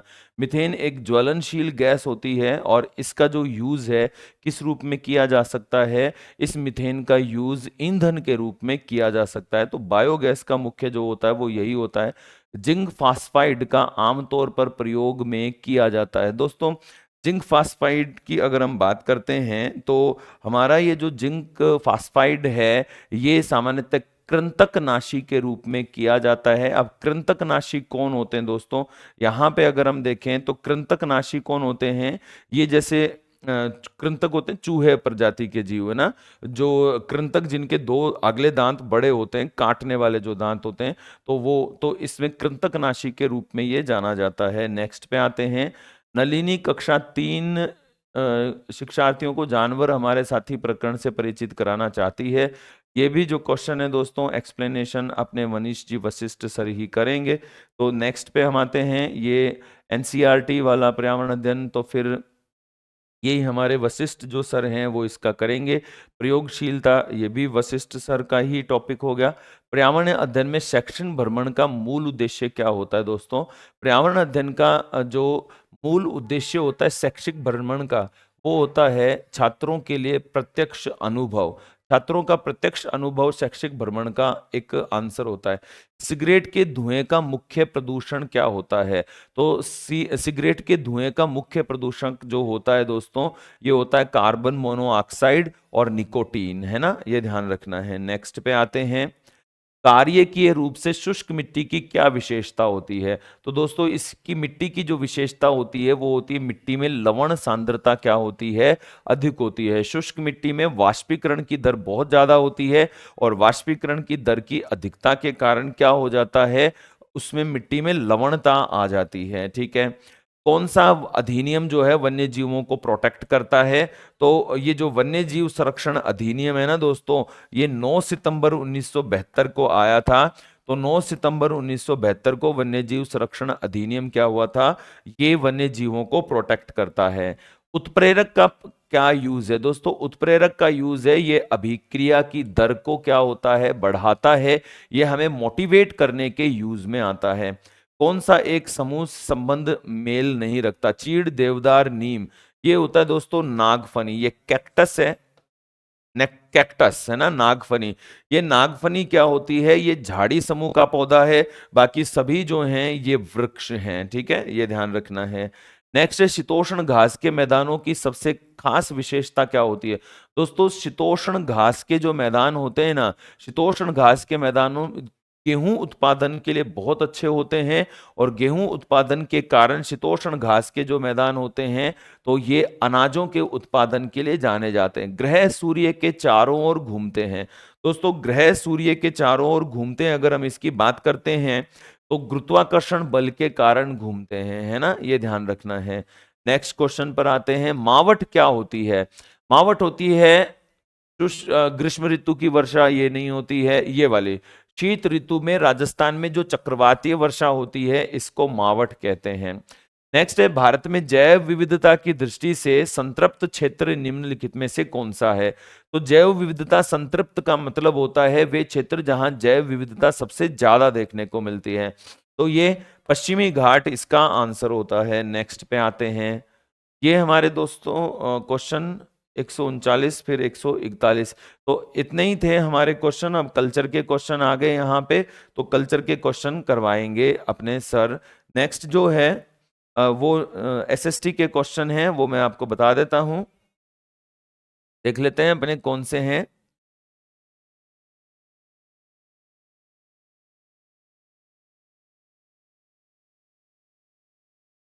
हाँ यहां से ही है। भारतीय संविधान की कौन सी विशेषता नहीं है, दोस्तों भारतीय संविधान जो है ये प्रजातांत्रिक पद्धति पर ही आधारित है, व्यवस्थित है, बिल्कुल सही है। मूल अधिकार और कर्तव्य भारतीय संविधान में दिए जाते हैं प्रत्येक नागरिक को, हाँ ये नहीं है भाई, प्रत्येक नागरिक को रोजगार की सुरक्षा नहीं, रोजगार की सुरक्षा संविधान में नहीं है, लेकिन वो एक और है नरेगा, जिसको हम बोलते हैं नरेगा, वो संवैधानिक नहीं है। वो अधिनियम बनाकर रोजगार गारंटी कानून योजना चलाई है, वो अधिनियम बनाकर है, संविधान में नहीं है। तो ये चीज आपको याद रखनी है, ठीक है ना, ये ध्यान रखना है। अब है मध्य प्रदेश का कौन सा जिला तीन ओर से राजस्थान से घिरा हुआ है? दोस्तों इसका जो आंसर होने वाला है वो है नीमच, है ना। ये इस तरह से होता है, देखो ये अपना राजस्थान है, और यहां पे अगर हम देखें कि कौन सा जिला, तो मंदसौर यहां पर होता है, राजगढ़ यहां पर होता है, और गुना जो है वो यहां पर होता है, और फिर बचा नीमच, तो नीमच होता है यहां पे, है ना, ये ध्यान रखना है। तो नीमच इसका सही आंसर हो जाएगा। भूमध्य रेखा से उत्तर या दक्षिण में किसी दिए गए स्थान की कोणीय दूरी को क्या कहते हैं?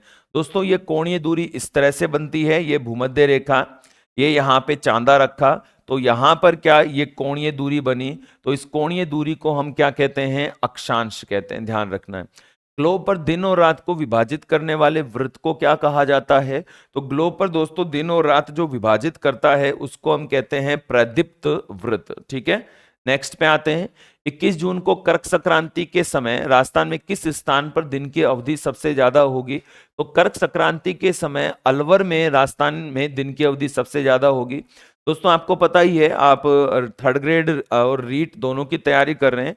मैंने आपको बताया था कि भूमध्य रेखा से ध्रुवों की ओर दिन की अवधि और रात की अवधि बढ़ती रहती है, और इसी वजह से ध्रुवों पर 6 माह के दिन और 6 माह की रातें होती हैं। तो कर्क संक्रांति में राजस्थान का जो जिला, कर्क संक्रांति में राजस्थान का जो जिला सबसे ऊपर होगा वहां दिन की अवधि सबसे ज्यादा होगी।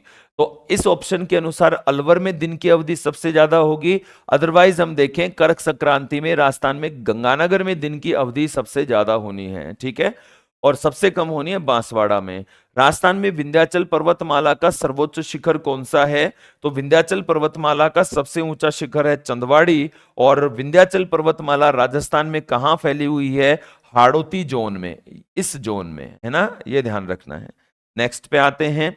ज्वारभाटा की उत्पत्ति से संबंधित प्रगामी तरंग सिद्धांत दोस्तों ये दिया था विलियम वेवेल ने। ये प्रगामी तरंग सिद्धांत है। कौन सा एक गर्म जल धारा है? कौन सी इनमें से गर्म जल धारा है?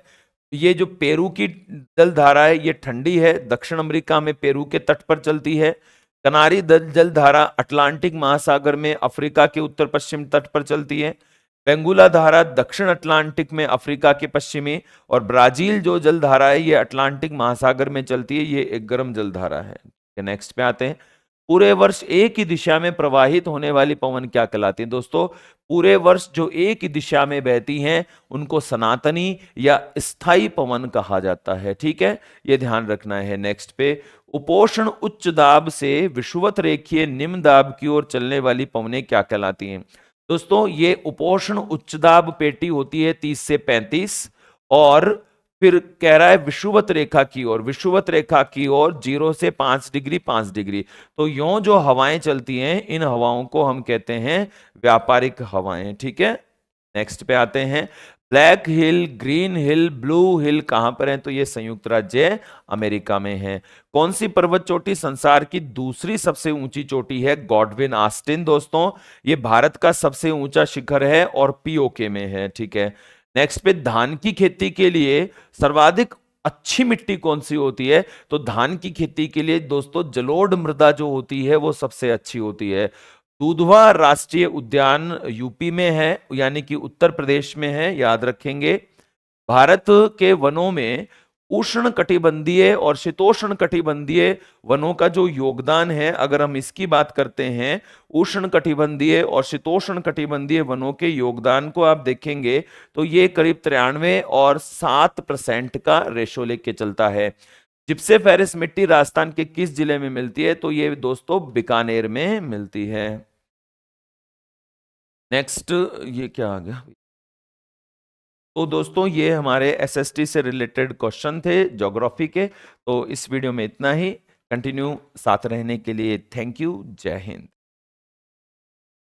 नमस्कार, कैसे हैं आप सब लोग? रेट का जो पेपर लगा था उसका सॉल्यूशन आज आपको प्रोवाइड करवाया जा रहा है। थोड़ा सा इस बार लेट हो गया। पेपर के क्वेश्चंस जो थे वो अकॉर्डिंग टू एग्जाम लेवल थे। पिछली बार आपको कहा भी था कि अब जो पेपर होगा उसका लेवल थोड़ा सा डाउन करके अकॉर्डिंग टू करेंगे। काफ़ी अच्छे क्वेश्चन है। एक क्वेश्चन के साथ ही पूरा चैप्टर रिवीजन हो, मतलब एक क्वेश्चन करने से पूरा चैप्टर दिमाग में रिवाइज हो जाए, इस तरीके के क्वेश्चन आपको दिए, सभी का सॉल्यूशन आपको प्रोवाइड। पहला क्वेश्चन है, मनुष्य के हृदय में पेसमेकर किसे कहा जाता है? देखिए, हृदय में पेसमेकर किसे कहा जाता है? आपको पता है कि मनुष्य के हृदय में पेसमेकर ऐसे नोड को कहते हैं। आपको बताया था, पूरा चित्र बनाया था। वैसे ही अपन वैलेंटाइन का टाइम चल रहा है, बड़ा चित्र मैं आपका बनाता हूँ। ये हार्ट है। मेडुला ऑब्लोगेटा से जो सूचनाएं आती हैं वो हार्ट के इस वाले भाग में आती हैं। यहाँ पर एक नोड होता है जिसको बोलते हैं ऐसे नोड, या फिर इसको सिरा आलिंद हुंडी भी कहते हैं, और इसी ऐसे नोड का नाम है पेसमेकर। और पेसमेकर ये जो हृदय की गति को प्रारंभ करवाता है। पेसमेकर जो है वो हृदय की गति को प्रारंभ करवाता है। होता कहाँ है? तो ये होता है दायां जो आलिंद होता है, राइट आर्टरियम होता है, उसकी दीवार में होता है। और इसे हृदय का हृदय भी कहते हैं। हृदय का हृदय भी कहते हैं, हार्ट ऑफ हार्ट भी कहा जाता है। और ये हृदय का गति प्रेरक है, मोशन स्टिमुलेटर ऑफ हार्ट है, पेसमेकर कहा जाता है। आजकल कृत्रिम पेसमेकर भी आते हैं जिनमें लिथियम और टाइटेनियम धातु लगी होती है। इसका राइट आंसर हो जाएगा फर्स्ट ऑप्शन। कौन सा रोग विषाणु जनित नहीं है? तो याद रखना, डेंगू विषाणु से होता है, डेंगू वायरस, इसको आर्बो वायरस भी कहते हैं। हिपेटाइटिस भी हिपेटाइटिस वायरस से होता है। पोलियो पोलियो वायरस से होता है। टाइफाइड जो है वो जीवाणु जनित है। टाइफाइड क्या है? जीवाणु जनित है, बैक्टीरिया से होता है। और टाइफाइड का जो जीवाणु होता है उस जीवाणु का नाम है साल्मोनेला टाइफी। साल्मोनेला टाइफीस टाइफाइड के जीवाणु का नाम है। और ये जो टाइफाइड का जीवाणु है ये दूषित भोजन और जल से फैलता है, और इसको वेक्टर करती है घरेलू मक्खी, जिसका वैज्ञानिक नाम है मोस्का डोमेस्टिका। और टाइफाइड की जांच बहुत बार पूछी जाती है। टाइफाइड की जो जांच होती है वो होती है विड्डॉल टेस्ट, सबसे इंपॉर्टेंट है, बहुत बार पूछा गया कौन सा टेस्ट टाइफाइड का टेस्ट है, तो टाइफाइड का टेस्ट होता है विड्डॉल टेस्ट। चलते हैं अगले क्वेश्चन पे। रक्त में अधिकांश CO2, तो आपको पता है हमारा सिर्फ जो खून होता है वो मुख्य रूप से दो प्रकार की गैसों का परिवहन करता है, CO2 और ऑक्सीजन का। CO2 का जो ऑक्सीजन का जो परिवहन है वो 97% होता है किसके द्वारा? हीमोग्लोबिन द्वारा। और 3% जो होता है वो होता है प्लाज्मा में घुलकर। कार्बन डाइऑक्साइड जो होती है इसका 70% परिवहन होता है बाइकार्बोनेट आयन के रूप में। बाइकार्बोनेट आयन के रूप में, HCO3 आयन के रूप में। 23% होता है हीमोग्लोबिन के द्वारा और 7% होता है प्लाज्मा में घुल। आप ये परसेंटेज वैल्यू छोड़ दो, आप तो याद रखो कि ऑक्सीजन का सर्वाधिक परिवहन किसके द्वारा? हीमोग्लोबिन के द्वारा, ऑक्सी हीमोग्लोबिन के रूप में। और कार्बन डाइऑक्साइड का सर्वाधिक परिवहन होता है बाइकार्बोनेट आयन के रूप में। तो सेकंड ऑप्शन आपका सही उत्तर होगा।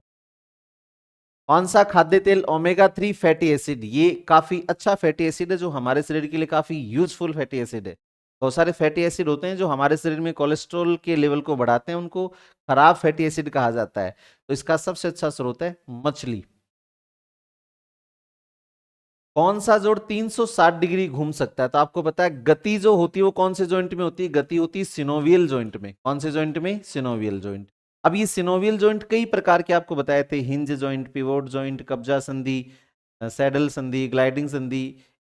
इसी तरह एक बताया था बॉल एंड सॉकेट जॉइंट, जिसको अपन कहते हैं, हिंदी में कहा जाता है कंदुक खल्लिका संधि। कंदुक खल्लिका, ये जो कंदुक खल्लिका संधि होती है इसमें क्या होता है, एक हड्डी कुछ इस तरीके से होती है और दूसरी हड्डी कुछ इस शेप में होती है। हड्डी कुछ इस शेप में होती है और इन दोनों के बीच में सिनोवियल लिक्विड भरा होता है। इन दोनों के बीच में सिनोवियल लिक्विड भरा होता है। दोनों के बीच में सिनोवियल लिक्विड भरा होता है। अब ये जो सिनोवियल लिक्विड है इसके कारण से ये दोनों हड्डियां एक दूसरे के टच में नहीं आ पाती और ये इसको घर्षण से बचाता है। अब ये इस तरीके का जॉइंट है कि ये हड्डी सभी दिशाओं में पूरे 360 डिग्री घूम सकती है। यहाँ जो जॉइंट होता है और हमारे हिप्स में जो फीमर और जो श्रोणी मेखला है उसके बीच में जो जॉइंट होता है वो कौन सा जॉइंट होता है? कंदुक खल्लिका संधि, जिसको इंग्लिश में कहा जाता है बॉल एंड सॉकेट जॉइंट। धुरी जॉइंट जो होता है वो होता है गर्दन में, और जो कब्जा जॉइंट होता है वो होता है घुटने में, इसके अलावा कोहनी में, और इसके अलावा जो अंगुलियों की हड्डियां फैलेंजिज उनके अंदर होता है। ये भी आपको याद रखना है। हीरे में कार्बन कार्बन के बीच का जो मध्य बंध है, याद रखना मध्य बंध पूछा है, मध्य बंध होता है 1.54 एंगस्ट्रॉम। अगर बीच का कोण पूछा होता तो वो 109 डिग्री 28 मिनट हो जाता। हीरा जो है वो प्रकृति का सबसे कठोर ज्ञात पदार्थ है, कठोरतम पदार्थ है, याद रखना। हीरा कार्बन का बना है, किसका बना है? कार्बन का बना है, कार्बन का अपर रूप है, और कार्बन जो है वो नॉन मेटल है, अधातु है। अब आपको कमेंट में बताना कि सबसे कठोर धातु कौन सी है, हार्डेस्ट मेटल कौन सी है, ये आपको कमेंट के अंदर बताना है कि सबसे कठोर धातु कौन सी है। कौन सा कथन सत्य है? जंतुओं की तुलना में पादपों में जो मेटाबॉलिक प्रोसेस है वो स्लो होती है। बिल्कुल सही बात है। एनिमल्स के अंदर मेटाबॉलिक रिएक्शन फास्ट होती है और पादपों में मेटाबॉलिक रिएक्शन थोड़ी स्लो होती है। पौधों में प्रोटीन उपापचय यानी प्रोटीन का जो पाचन होता है उससे नाइट्रोजनी वेस्टेज बनते हैं, हमारे शरीर में बनते हैं, जो यूरिया के रूप में शरीर से बाहर निकल जाते हैं। उन नाइट्रोजनी वेस्ट का उत्पादों का उपयोग पादपों में नई प्रोटीनों के निर्माण में होता है। बिल्कुल सही बात है। तो राइट आंसर आ जाएगा फर्स्ट एंड सेकंड दोनों सही। Third option is the right answer. पत्तियों में कौन कौन सी क्रिया होती है? तो पत्तियों में प्रकाश संश्लेषण होता है, बिल्कुल होता है। पत्तियों के अंदर जो हरित लवक होता है उसमें प्रकाश संश्लेषण होता है। स्टोमेटा के द्वारा वाष्पोत्सर्जन होता है और श्वसन क्रिया भी होती है। 1 2 3 तीनों सही है।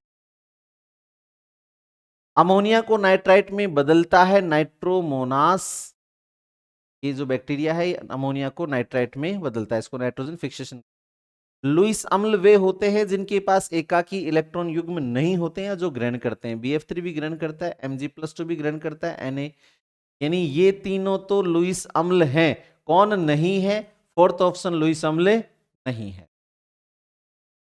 आर्रेनियस के अनुसार अम्ल वे हैं जो अपने जलीय विलयन में H+ आयन देते हैं, और क्षार वे हैं जो अपने जलीय विलयन में OH- आयन देते हैं। किसके अनुसार? आर्रेनियस के अनुसार। तो अम्ल वे हैं जो अपने जलीय विलयन में H+ आयन देते हैं, ग्रहण नहीं करते हैं, देते हैं। थर्ड ऑप्शन जो है वो सही है। AgNO3 KCl, देखो K ने Ag को रिप्लेस कर दिया, Ag ने K को रिप्लेस कर दिया, दो का रिप्लेसमेंट हुआ, तो ये डबल रिप्लेसमेंट रिएक्शन मतलब द्विविस्थापन अभिक्रिया होती है। इलेक्ट्रॉन का द्रव्यमान, तो इलेक्ट्रॉन का द्रव्यमान mass of proton is equal होता है मास ऑफ इलेक्ट्रॉन इंटू 1.37। अगर अपन मास ऑफ इलेक्ट्रॉन यानी इलेक्ट्रॉन का द्रव्यमान निकालना चाहें तो 1/1837 गुणा मास ऑफ प्रोटॉन आ जाएगा, और अपन मास ऑफ प्रोटॉन को कह सकते हैं हाइड्रोजन परमाणु का द्रव्यमान, मास ऑफ हाइड्रोजन। आपका राइट आंसर हो जाएगा ये। अपकेंद्रण, अच्छा कुछ लोग कहेंगे इलेक्ट्रॉन को काउंट क्यों नहीं किया? क्योंकि इलेक्ट्रॉन का द्रव्यमान जो होता है वो लगभग ये थोड़ा सा करेक्शन करना, भी क्वेश्चन के अंदर थोड़ा सा करेक्शन है। ये हाइड्रोजन परमाणु नहीं होगा, हाइड्रोजन नाभिक होगा। हाइड्रोजन नाभिक का कितना होता है? तो हाइड्रोजन नाभिक का 1/1837 होता है, क्योंकि हाइड्रोजन नाभिक का मतलब होता है प्रोटॉन। हाइड्रोजन में होता क्या है? एक इलेक्ट्रॉन और एक प्रोटॉन। अब जब हाइड्रोजन H+ बना लेगा यानी इलेक्ट्रॉन त्याग देगा तो वो प्रोटॉन के बराबर हो जाएगा। अपकेंद्रण विधि, अपकेंद्रण विधि का मतलब होता है कि जो छाछ बनाते हैं ना अपन घुमाते हैं, तो वो अपकेंद्रण विधि होती है। तो देखो ये रहा अपकेंद्रण विधि, दही से मक्खन प्राप्त करना। चुंबकत्व है, तो चुंबकत्व के लिए एक पदार्थ चुंबकीय होना चाहिए और दूसरा नॉन मैग्नेटिक होना चाहिए। देखो फर्स्ट ऑप्शन में रेत और लोहे का मिश्रण, जब चुंबक इसमें घुमाएंगे तो लोहा चुंबक के साथ आ जाएगा, रेत अलग रह जाएगी। अवसादन, अवसादन का मतलब होता है नीचे बैठना। जैसे अवसादन का मतलब है ठोस और द्रव्य में, हाँ ठोस और द्रव्य, ठोस या द्रव्य में अविलयशील अशुद्धियों को पृथक करना। ये जो अविलयशील अशुद्धियां हैं ये नीचे बैठ जाएंगी। निस्यंदन मतलब छानना, तो रेत से कंकड़ पत्थर अलग करना, ये मतलब छानेंगे तो रेत ऊपर रह जाए, रेत नीचे आ जाएगी और कंकड़ पत्थर ऊपर रह जाएंगे। तो अपने पास ऑप्शन हो गया 3 1 4 5, 1 4 5। थोड़ा सा करेक्शन कर,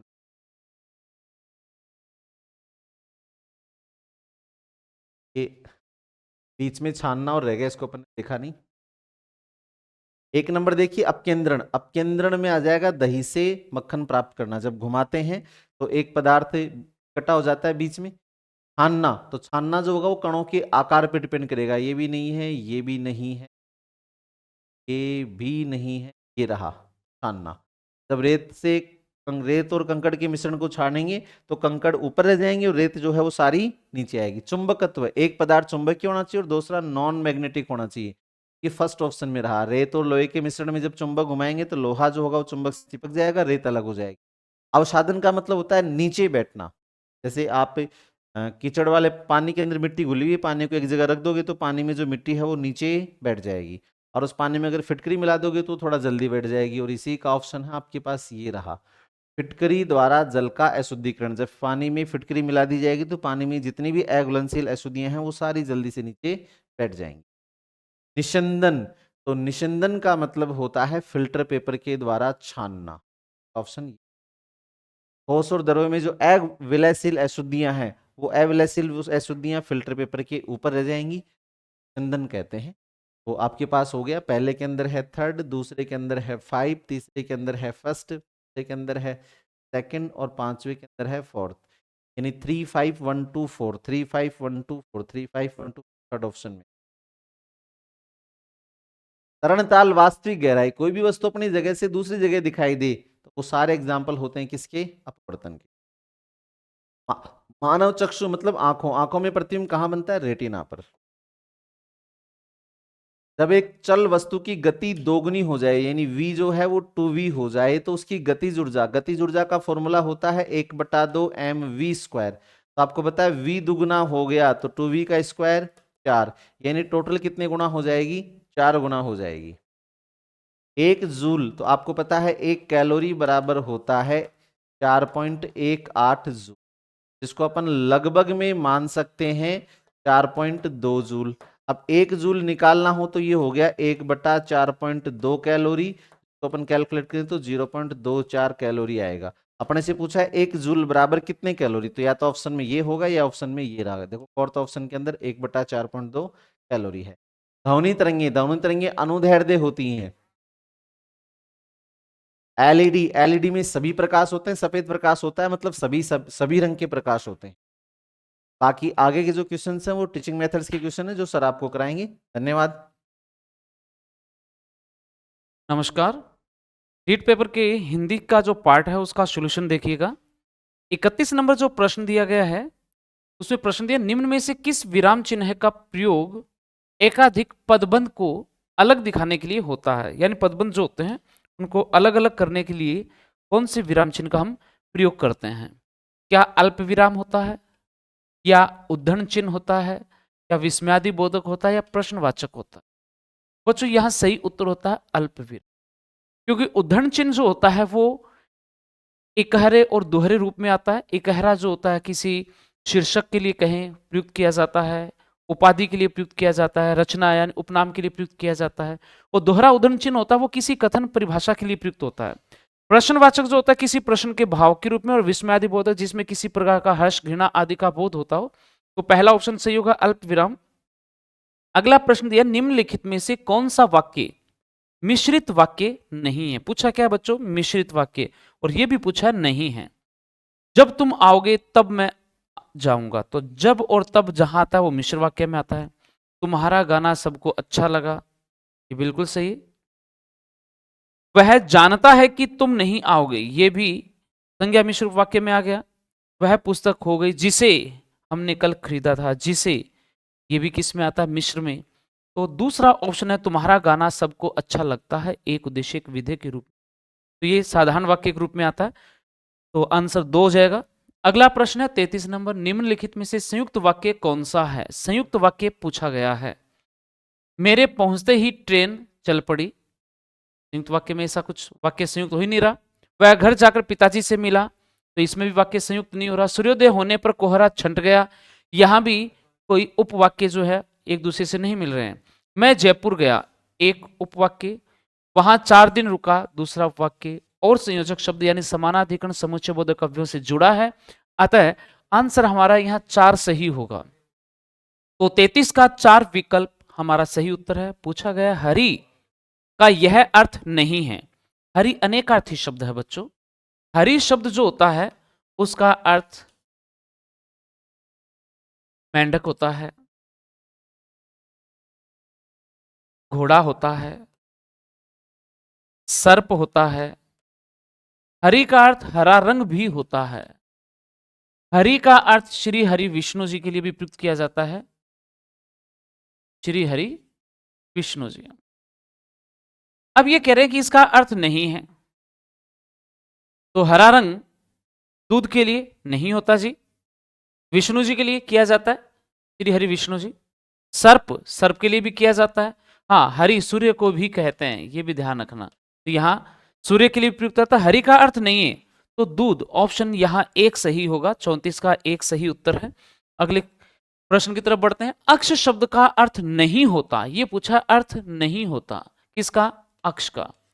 अक्ष का अर्थ चक्र नहीं होता, धुरी होता है, पासा भी होता है और ब्रह्म भी होता है।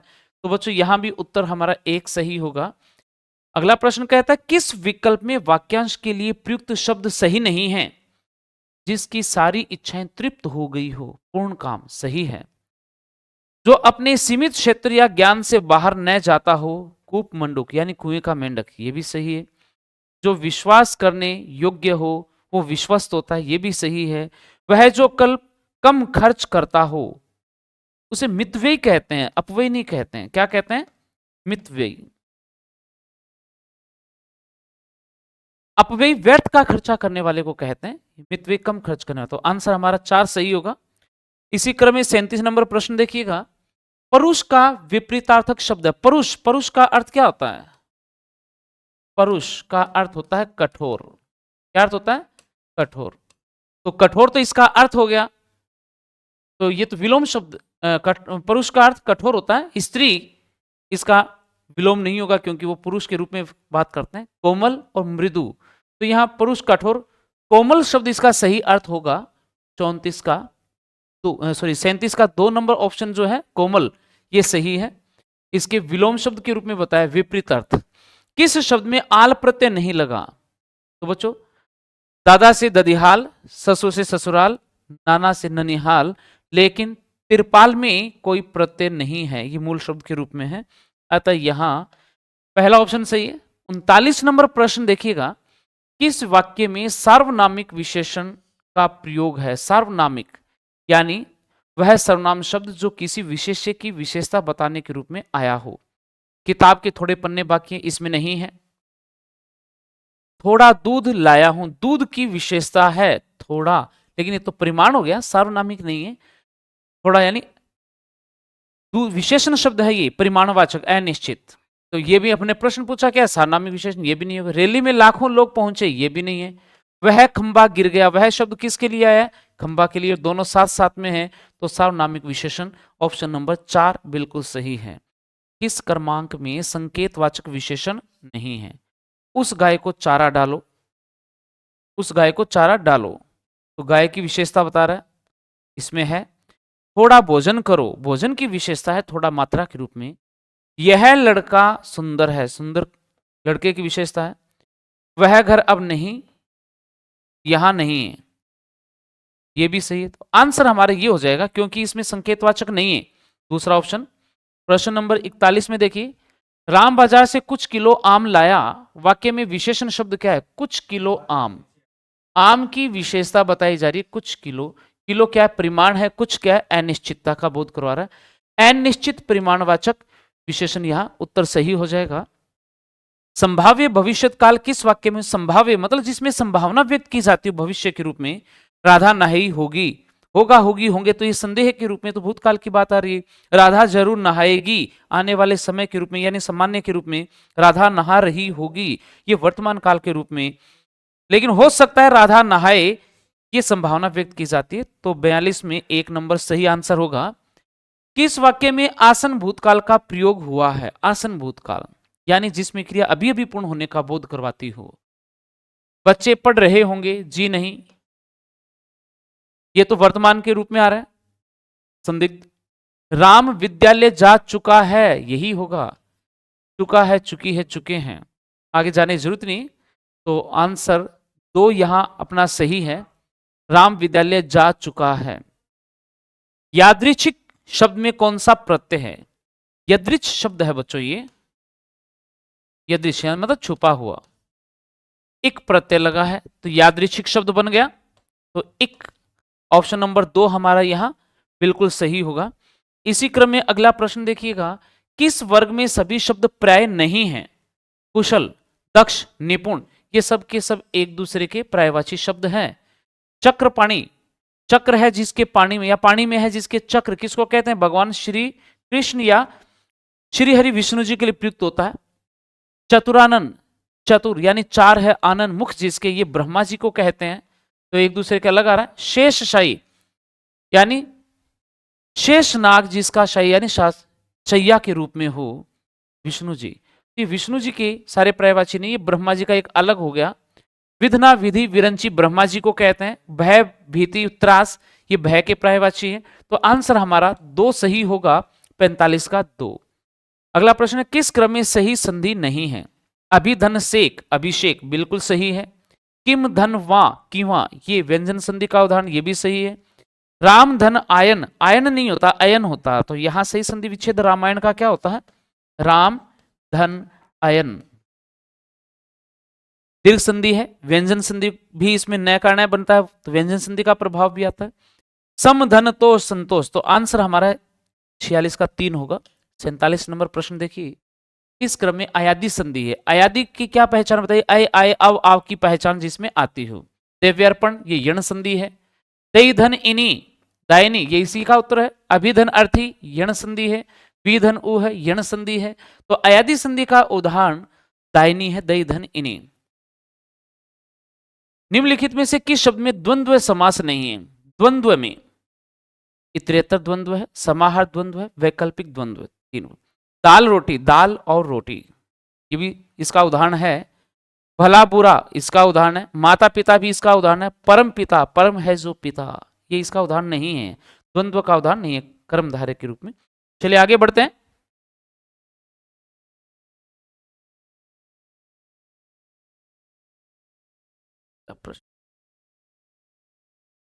ठीक है, डायमंड वाला ये तो बच्चों ने देख लिया, रजिस्ट्रेशन करवा लिए होंगे ना। आगे देखिए, निम्न में से एक वचन शब्द कौन सा है? जनता, हस्ताक्षर, लोग, बाल।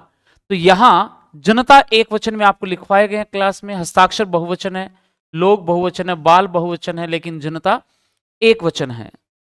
निम्नलिखित में से स्त्रीलिंग शब्द कौन सा है? धातुओं के नाम, धातुओं के नाम ये बच्चों पुल्लिंग होता है। ग्रहों के नाम पुल्लिंग है, दिनों के नाम पुल्लिंग है, लेकिन नक्षत्रों के नाम किस में आता है? स्त्रीलिंग में। तो आंसर हमारा 50 में 2 हो जाएगा। इसी क्रम में 51 नंबर प्रश्न देखिए, शिक्षण विधियों से संबंधित है। निम्नलिखित में से सूक्ष्म शिक्षण की विशेषता नहीं है, माइक्रो टीचिंग। इसमें विषय वस्तु सरल व छोटी होती है, सत्य है, बिल्कुल सही है। इसमें कक्षा का आकार 5 से 10 विद्यार्थी होता है, जी हाँ, ये भी सही है। इसमें कालांश का समय 25 से 30 मिनट होता है, ये गलत हो जाएगा, क्योंकि इसमें पूर्ण एक चक्कर के लिए 36 मिनट का समय दिया जाता है। यहां प्रस्तुतिकरण करना, फिर उसकी प्रतिपुष्टि मिलती है, फिर पुनः नियोजन किया जाता है, उसमें 12 मिनट का समय मिलता है, फिर पुनः प्रस्तुतिकरण, फिर पुनः प्रतिपुष्टि, ये 5 चरणों में इसमें आता है। तो बाकी में 6-6 मिनट लगती है, लेकिन पुनर्नियोजन जो होता है उसमें 12 मिनट लगती है, तो 36 मिनट का समय। इस शिक्षण से छात्राध्यापकों में आत्मविश्वास जागृत होता है, बिल्कुल सही है। तो आंसर जो है विशेषता नहीं है, वो ये 3 नंबर हो जाएगा। किसका संबंध बोलने के कौशल के विकास से नहीं है? शुद्ध उच्चारण, बोलना कौशल, बिल्कुल सही है। सहस्वर वाचन, कविता पाठ ये आते हैं, लेकिन प्रतिलिपि इसमें नहीं आता। तो आंसर 4 सही होगा 52 का। 53 नंबर प्रश्न देखते हैं। प्रश्न दिया बच्चों, निम्नलिखित में से भाषा प्रयोगशाला का अनुभाग नहीं है? तो श्रवण प्रकोष्ठ होता है, श्रवण प्रकोष्ठ होता है। नियंत्रण प्रकोष्ठ, श्रवण प्रकोष्ठ जिसको छात्र के रूप में हम कहते हैं, और नियंत्रण वाला शिक्षक के रूप में हम कहते हैं कि शिक्षक, परामर्शदाता और दूरदर्शन, परामर्शदाता शिक्षक ही तो है, लेकिन दूरदर्शन प्रकोष्ठ इसमें नहीं होता। तो आंसर हमारा 4 सही होगा। 54 नंबर प्रश्न देखिए, दलीय शिक्षण पद्धति का प्रारंभ कहां हुआ? अमेरिका में हुआ था बच्चों, 1955 में। कक्षा में आपको बताया है, तो ये अमेरिका में 1955 में दलीय शिक्षण का। चलिए अगला प्रश्न 55 नंबर दिया है, सतत एवं व्यापक मूल्यांकन की विशेषता निम्न में से नहीं है? छात्रों के ज्ञानात्मक, भावात्मक व क्रियात्मक तीनों पक्षों का मूल्यांकन संभव है। इन्होंने पूछा विशेषता नहीं है, ठीक है, ये तो विशेषता है। छात्रों में निरंतर अध्ययन की आदत का विकास करना, यह भी सतत एवं व्यापक मूल्यांकन की विशेषता है। इसमें छात्रों की रुचियों अभिवृत्तियों पर ध्यान दिया जाता है, जबकि यहां हमने क्या लिखा है, नहीं दिया जाता, तो इसका मतलब उत्तर यही हो जाएगा ना। इसमें पृष्ठ पोषण प्रविधियों व उपचारात्मक शिक्षण की व्यवस्था की जाती है। हाँ, ये कह रहे हैं कि रुचियों और अभिवृत्तियों पर ध्यान नहीं दिया जाता, जबकि ध्यान दिया जाता है, और पूछा ये नहीं है, तो आंसर 3 हमारा यहां सही हो जाएगा। 56 नंबर प्रश्न देखिए, भाषा का प्राथमिक रूप क्या होता है? सांकेतिक भाषा ही तो होती है। सांकेतिक भाषा से फिर हम बाद में मौखिक भाषा के रूप में आते हैं, लिखित भाषा के रूप में आते हैं, व्याकरणिक बाद में चीज आती है। तो सांकेतिक भाषा यहाँ 56 का 4 नंबर सही उत्तर है। भाषा की अभिव्यक्तात्मक कौशल कौन सा है? यानी हम अपनी अभिव्यक्ति देते हैं, तो या तो हम लिखकर यानी लिखना, या फिर बोलकर यानी बोलना। हम अपनी बात या तो लिखकर व्यक्त करते हैं या बोलकर, और ग्रहण करते हैं सुनकर या पढ़कर। सुनना और पढ़ना, ये ग्रहण करने वाली बातें ग्रहात्मक कौशल, ये अभिव्यक्तात्मक कौशल है। तो इसमें लिखना और बोलना कहाँ है? सुनना बोलना तो सुनना नहीं होगा, बोलना तो होता है। बोलना और लिखना, ये दूसरा ऑप्शन दिया हो ना, बोलना और लिखना, तो आंसर हमारा 2 बिल्कुल सही होगा। शब्द भंडार में वृद्धि के लिए सर्वाधिक उपयुक्त क्या है? गद्य शिक्षण, जी हाँ, गद्य शिक्षण में होते हैं शब्दों के भंडार। पद्य शिक्षण में, व्याकरण में, अलंकार, नहीं जी, गद्य शिक्षण इसका सही आंसर है। प्रश्न नंबर 59 देखिए, दूरस्थ शिक्षा विधि में निम्न में से कौन सा घटक शामिल नहीं है? दूरस्थ यानी प्राइवेट आप एजुकेशन जब लेते हैं तो उसमें पत्राचार शिक्षण होता है, कटिक्ट प्रोग्राम, ये भी प्रोग्राम होते हैं, मूल्यांकन भी इनमें होता है, नियमित कक्षाएं नहीं लगती है। नियमित कक्षाएं दूरस्थ यानी प्राइवेट एजुकेशन में, उसमें दूरस्थ शिक्षा में नहीं होती, तो नियमित कक्षाएं यहां सही उत्तर हो जाएगा। शिक्षक द्वारा पुस्तक हाथ में लेकर पाठ का वाचन करना और वाचन करते समय कठिन शब्दों के अर्थ बताना और फिर व्याख्या करते जाना, कौन सी शिक्षण प्रणाली में? ये तो बच्चों अर्थबोध में ही आता ना, यानी अर्थ शब्दों का अर्थ ही तो बताना है, कठिन शब्दों का अर्थ बताना अर्थबोध विधि में आता है। फिर उसकी व्याख्या समीक्षा, आदर्श, ज्ञानात्मक, जी नहीं, दूसरा ऑप्शन सही है, अर्थबोध प्रणाली। तो इसके साथ ही आज जो हमने पेपर सॉल्यूशन किया है उसके सभी प्रश्न पूर्ण हुए। धन्यवाद।